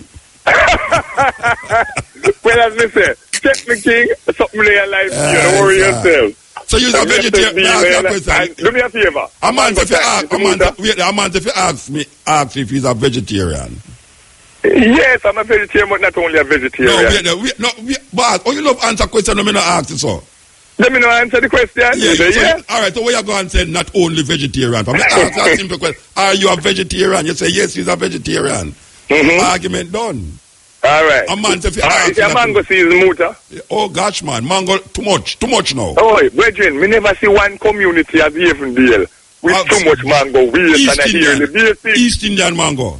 King, Not only East Indian, Hardy. No, but Black me never mango, see. number 11. Me never see mango beers from me barn in Jamaica. Beers so yet. Wait. And wait. This is my point. They wait. Right now, if you come in my yard, motor, and some jam. The big jam them, the big blue jam them, I buy. Full of mango. Full, yes, they get the mango with jap. People say them don't eat jap mango. No, me eat jap mango. Me wash them off. Me eat jap pull mango. up them up in a drum. Yeah. Right now, vinegar me make from them. Yeah. And I make wine from them. Mango wine, mango vinegar. You see mango, you see right now, me I tell you, of all my life in Jamaica, I have never seen mango beer so yet in a Jamaica. And me tell you. Me I tell you. Me see, me sometimes when me look at them tree, them say this a sin, you know. You know, so that me go come on your yard now. And that me go come on your yard now, you know. Why you going to tell you have mango? You have mango and stone people. Well, I just see them pick 3 crates of mango and carry a Glengarth. What kind of mango? Number 11, black mango. Man, don't tell me about no number 11, man. I mean, I have Julie next door, the East Indian mango kind of done. Don't tell me nothing about no eerie mango. I want to talk about black mango, Julie. They say, no, the mango, they feel like syrup. Oh, gosh, man. May I tell you, man. May I tell you. And they feel like I don't know why so much things are wasted in Jamaica. Why they must sell so much sugar back juice? They just blend up the mango, them and turn the mango, them in a juice. You know, if you start an agro-industry, man. If you start an agro-industry, man. And you know what I'm saying to Muta? I see one bar, I see one place up at Glengarth, you see? Right in the square. Where we can use downstairs and deal with it. You pass Lawrence Tavern? Yes, man, you pass Lawrence Tavern and got a place named Freetown, man. And there you go at Glengarth? Yeah, you pass Glengarth Square, it's big road, you know. They don't know, so you pass my yard.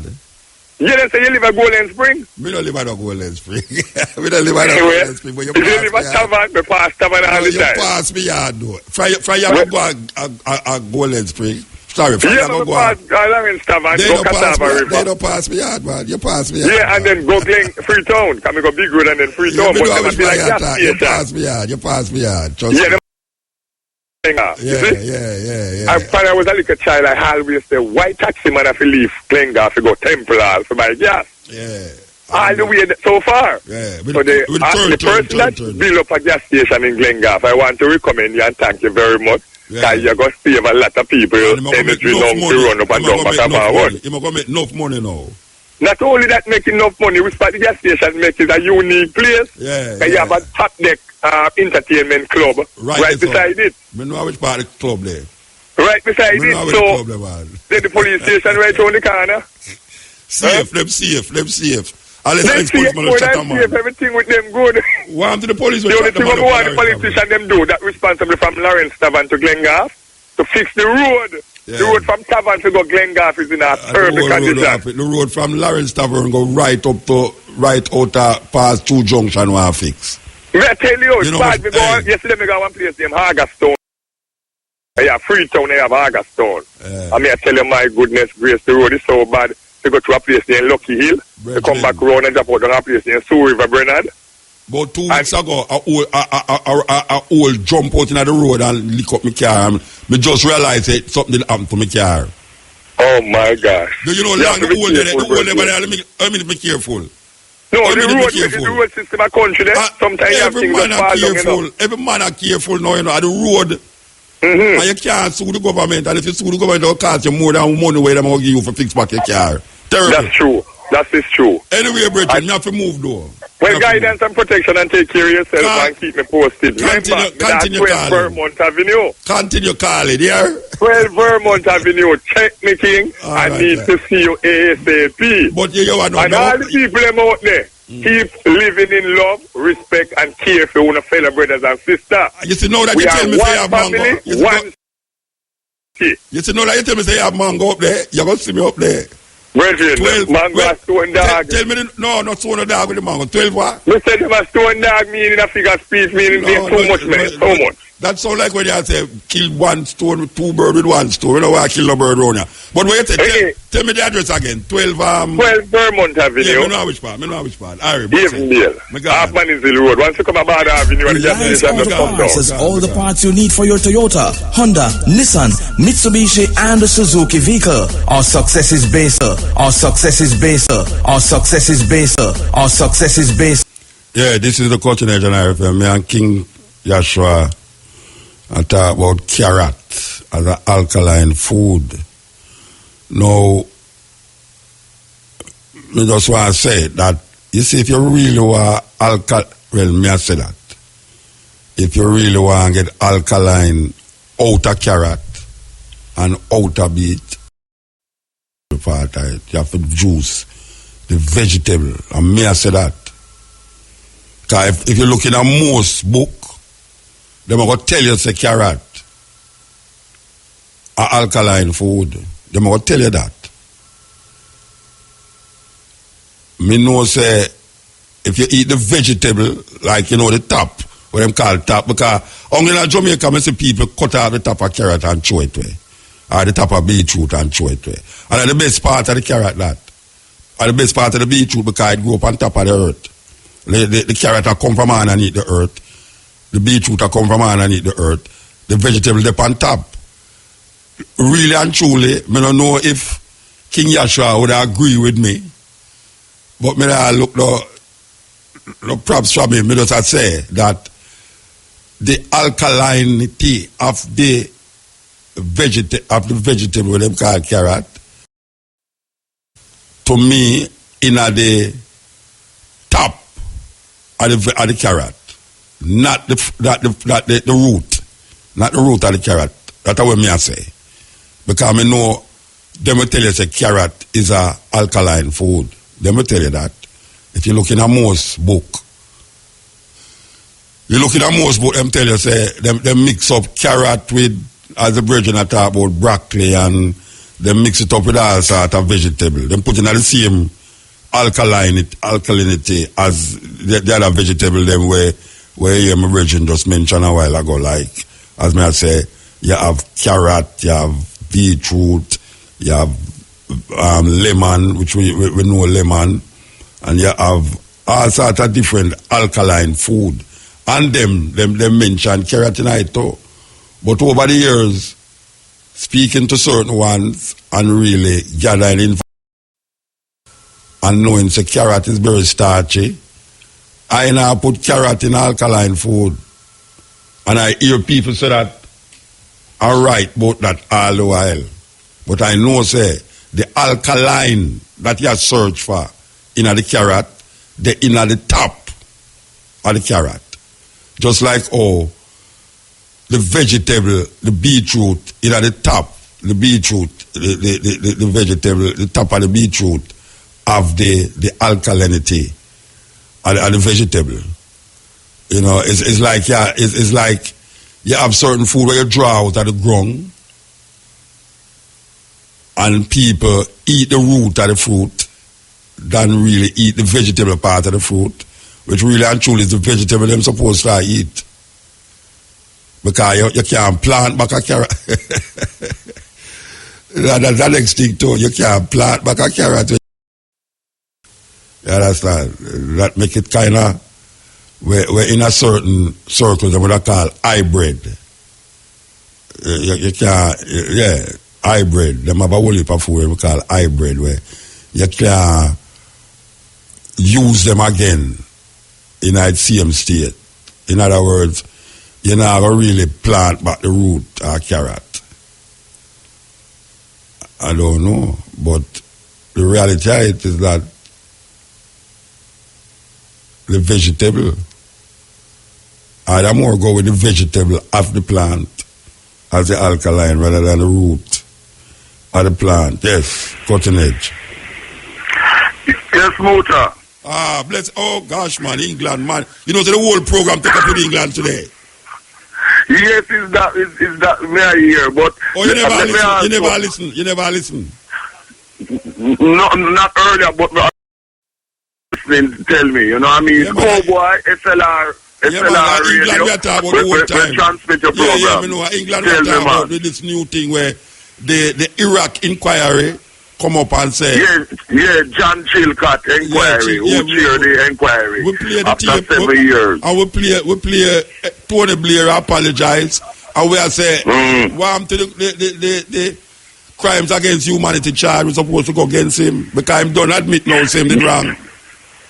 When I'm admit same wrong or not, which him admit say him do wrong and thing, him, George Walker Bush from Crawford, the ranch there in Texas, and Henry Kissinger, who responsible for war crimes with things in Angola, in Africa, in Jamaica, and in Indochina, must also face war crimes at the European ICC court there in The Hague. The three of them. Yeah, but see, that's how we are talking about the Iraq. Think that's how them reach a bump with the Iraq thing, you know. How you think it, because them say legally, them can't bring no charge against him, according to where. No, what they're saying is that, what Chilcott is saying is that the remit of his inquiry did not include having the power to bring to court. Yeah. But what one of the lawyers is saying to one of the people, British soldiers who died in Iraq as a result of what Tony Blair did, is that the however little Chilcott has come out with, it is enough to farm grounds to do work on dealing with this legal with respect to Tony Blair. But him, but him himself admitted the mistake. Yes, that and that type of thing, you know. Yeah. And you know what annoying people also, including myself, is that attempts are being made by the current politicians that British soldiers can be sued for war crimes, but not him. Yes, I repeat that. What we know is that you say politicians after each other, just like PNP and JLP politicians in Jamaica, looking after each other. Yes, that British soldiers who were sent there by Tony Blair, that they can be charged for war crimes, but not Tony Blair, who sent them there. Wow. I remember what Tony Blair told, which was leaked, you know. This is the damning evidence, you know. He told, while he was pretending that he was trying to find, you know, a settlement, peaceful, exhausting all other means except invasion, he told George Walker Bush that whatever. Whatever him do. Yeah, but me just said that a while ago. Me just go play it a while ago. Me don't play it. Yes, whatever. So it is out in more ways than one because that evidence was leaked, came out, which of course him never want them communication there. Yeah, whatever George Bush do, him go along with it. Yes, because whatever mean whatever, as you and I know. Yeah, whatever mean whatever. In other words, it's a version of anything or anything. Yeah, the same Jamaica. Anything or anything. Yeah, man. Yeah, man. Yes. And listen, I've got really heal up Cecil Mafios in Rochester, New York, who are always listening. Marcia Brown from Lindsay, but we in a States. And all of my brethren and sisters them from St. John's Road, Spanish Town, and Eva and Courtney from Wildman Street, and Coolwax and Raymond from Dunkirk, East Kingston, and all of my people them every time. So let me ask you a question now. What you think is going to happen now? Is the people them of England prepared to prolong this issue to the point where the higher ups them have to take it serious? Because what happened is that since it came out yesterday, Wednesday the 6th, there had the families of soldiers who lost their lives, who Tony Blair has refused to meet, have been saying that they're not letting hold of this and that they are pushing that he is brought to face charges as a war criminal at the ICC court. So there is that definitely in train, you know what I mean? No doubt about that. So you can look out from me where that is concerned, because when I hear the parents, when I hear the sisters and brothers and friends and people, they're not letting hold of it, Muta. They're not letting hold of it. Yeah. No, but all right, but about the people them who, remember a long time them did have this million march in England there against the war. Here to stop the war. Yes, still, and guess what happened? This is one of the reasons why they're trying to get rid of him, you know. One of the main persons with the stop the war is the present leader of the opposition, Jeremy Corbyn. Yeah. And this was one of the reasons why they were trying to get rid of him, the parliamentary Labour group, who are really Blairite supporters of Blair, before the Chilcot inquiry was published. Because they knew that he was one of the main architects, protesters up front against the war, illegal invasion of Iraq, was, as leader of the opposition, would be in a much better position to pursue and make sure that Tony Blair is tried for war crimes. So them better get boss, you know. See? So if Tony Blair get charged for war, everything to get rid of him. So if Tony Blair get charged for war crime, if Tony Blair get charged for war crime, what is going to happen now? We want that. No, me know where you want, and we're going to happen maybe two different things, you know. What may I say? If Tony Blair is charged for war crime, what must be said now about George Bush? Because he was the one where Tony Blair follow blindly and got going at the war. So England. Well, I tell you something. As I said, George Walker Bush also be tried. I have always said that publicly, and other people have said it too. You know, these other people in Britain who are telling you. No, but me know where we say what should have happened, you know. What I say is that if there is a move now in England, given that this Iraqi inquiry has come out with this thing, so now it has now revitalized that energy now. We say, this is well fine, therefore now Tony Blair apologize. So what after the apology now, the people them now is going to say, the next thing is crimes against humanity. So apparently, I am seeing that maybe there is a move now in process, because just yesterday this thing happened. In process, I am thinking that those million people who did come out against the war, maybe over a million, yes. They should be galvanized in England now to declare that, put pressure upon the upper people them down in the street now to say, look here, this man need to go to and no, but this is what I'm telling you, that this is what is in process. Yes, so if it's in process now, there must be now some link now with America, not the big guys, because them so busy with the election, you know.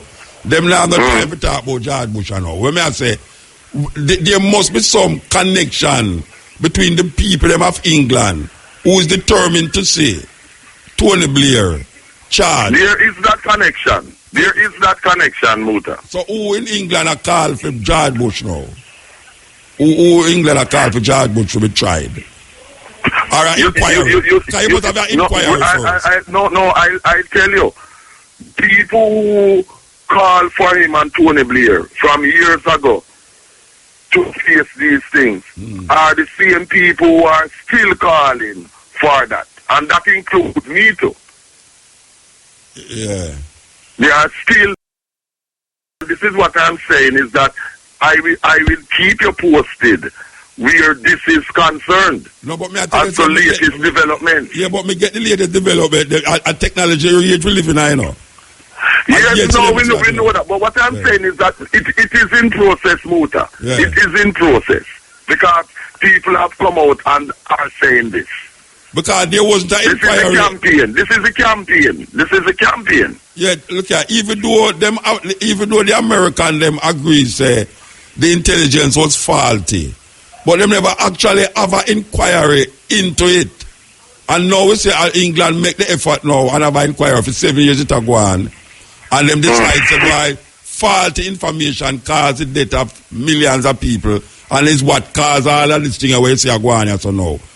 The importance of America involvement is very significant right now.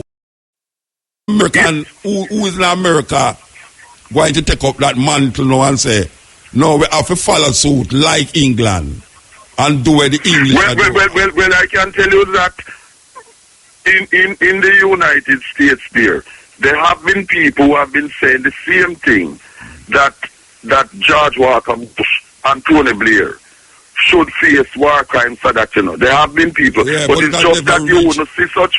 It's just that you wouldn't see such people being publicized Yeah, in but like the New York Times, Fox News, etc. for obvious reasons. Mandingo, Mandingo, listen to me, I say, man.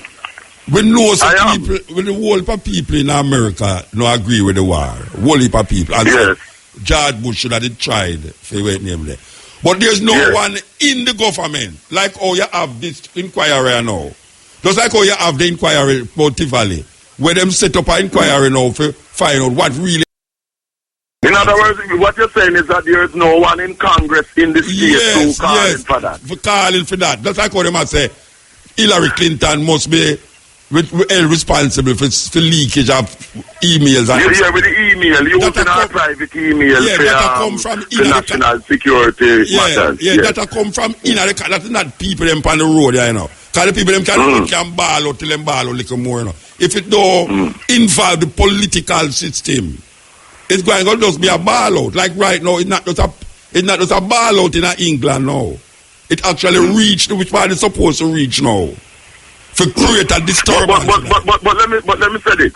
It is the ball out. It is the protest of the people in England outside of Parliament that force the British Parliament to have it. Yeah. Well, I don't see that force that one in America. And it's the same. And what I'm saying, it is the same type of thing that would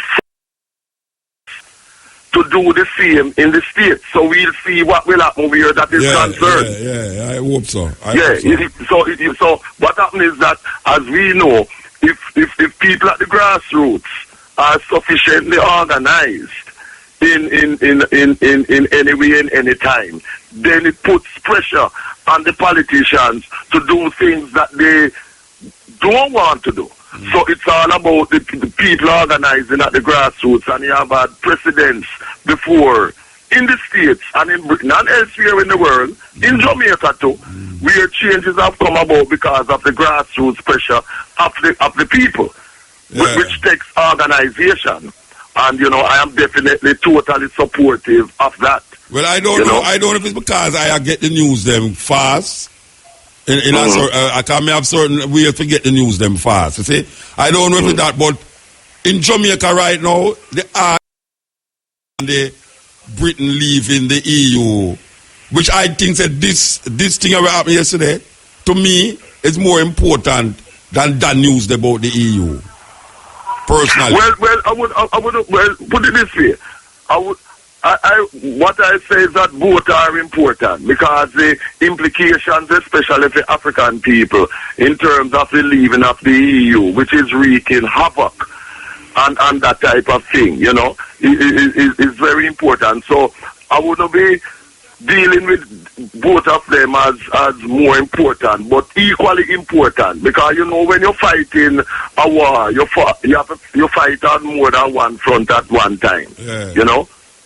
Because the things go together. Because the very same type of people, kind of the politicians who were involved in that illegal invasion of Iraq, and they tried the same thing to President Mugabe, because Blair wanted to do that, you know. But Mbeki in South Africa told him no. You know, that they're not getting South African support to overthrow President Mugabe on the land question and so on. So, you know, it's about that kind of thing.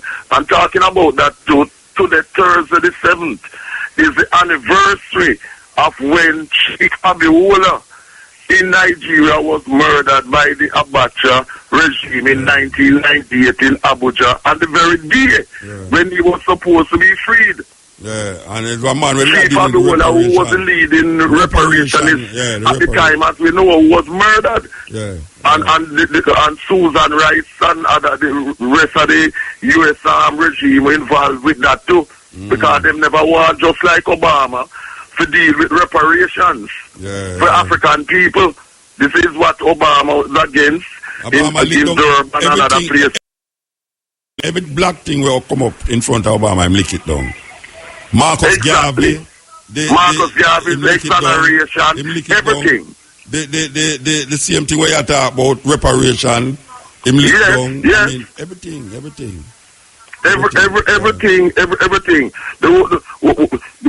But you can always find him going to Africa, Kenya, and also coming to Jamaica and trying to promote the practice of homosexuality, that it must be legalized. I have all the time to work for that. You know, and that's why I support chronic sex. Waste men. Yes. Real, what you know. Give thanks for the call. Yes, every time. Right. Carl Bonnie Wheeler saying, rise and shine, man. We've been down in this gutter. So, we try to put across certain things to the people them over the years.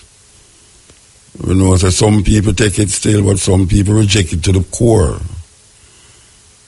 Now, this thing about Iraq and this inquiry we're going on in England, I don't want the people them take it light, you know. Because you see we are going right now is because of where them man investigate. It's 7 years, what our investigation come to this or so now. Which we did don't tell everybody that all the while. We did say them things for a long time, you know. From the first day them invade, we dip on the radio tell people say, I'm mad, them mad. You know, see it. We not like Saddam Hussein, but we just say that Saddam and Iran a fight, and it have nothing to do with America, but America feels that them should have just dip in a people business, and this is where the outcome of where them dip in a people business all the while, this is where happen. And now, how can we say the world is safer without Saddam Hussein in here? What is safer about the world because we get rid of Saddam? The reason why them believe Saddam Hussein have weapons of mass destruction is because him did have it and him destroy, but him never tell nobody. Because him never want the Iranian them to know. Because him and Iran did in a big fight, remember saying the drop did poison thing upon them one time there, you know. Him and the Iranian them a fight terrible. I wonder if really and truly America attack Iraq for save. But then them used to fight against Iran and them used to arm Saddam too. It's really a complicated political thing, manipulation. Because them was on the side of Saddam at the time of when Saddam fight against Iran. And then we see now Saddam have some weapons there were wait for exploded upon Iran. But him get rid of it. Just like how Nelson Mandela, them get rid of the nuclear weapons, them. Just like how Gaddafi get rid of FEMO, them. So them did actually almost like a two line. But whenever you kind of shift little from the democratic institution of Americanization, which is also called globalization for the next level, then you're in a serious problem. A very serious problem. They don't trouble America anymore because the political structure in Jamaica has become so Americanized now that them don't really need to deal with certain things again. You understand? So it's really a weird situation. But now we see that something happening in England. I mean, I know everybody concentrate on the exit of Britain. But me still suggest that this new development I saw need much attention because this could be an eternal thing where leaders of so-called countries that is run by white people, leaders who is also countries that is designated leaders of the free world. Leaders can get away with things. Mass destruction, not using any weapon, but political and war. Them use and destroy people, country, and kill people and murder people. Atrocities. Look what happened in Africa. Years ago, when when the Rwanda and them did a fight. Look what happening at the Congo. Look what happening at the Congo. Liberia.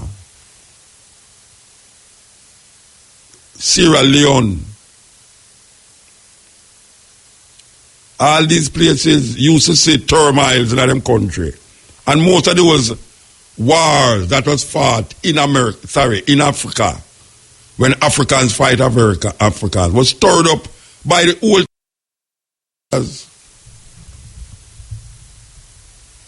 Them set it and run left it. And it's that them do with them culture.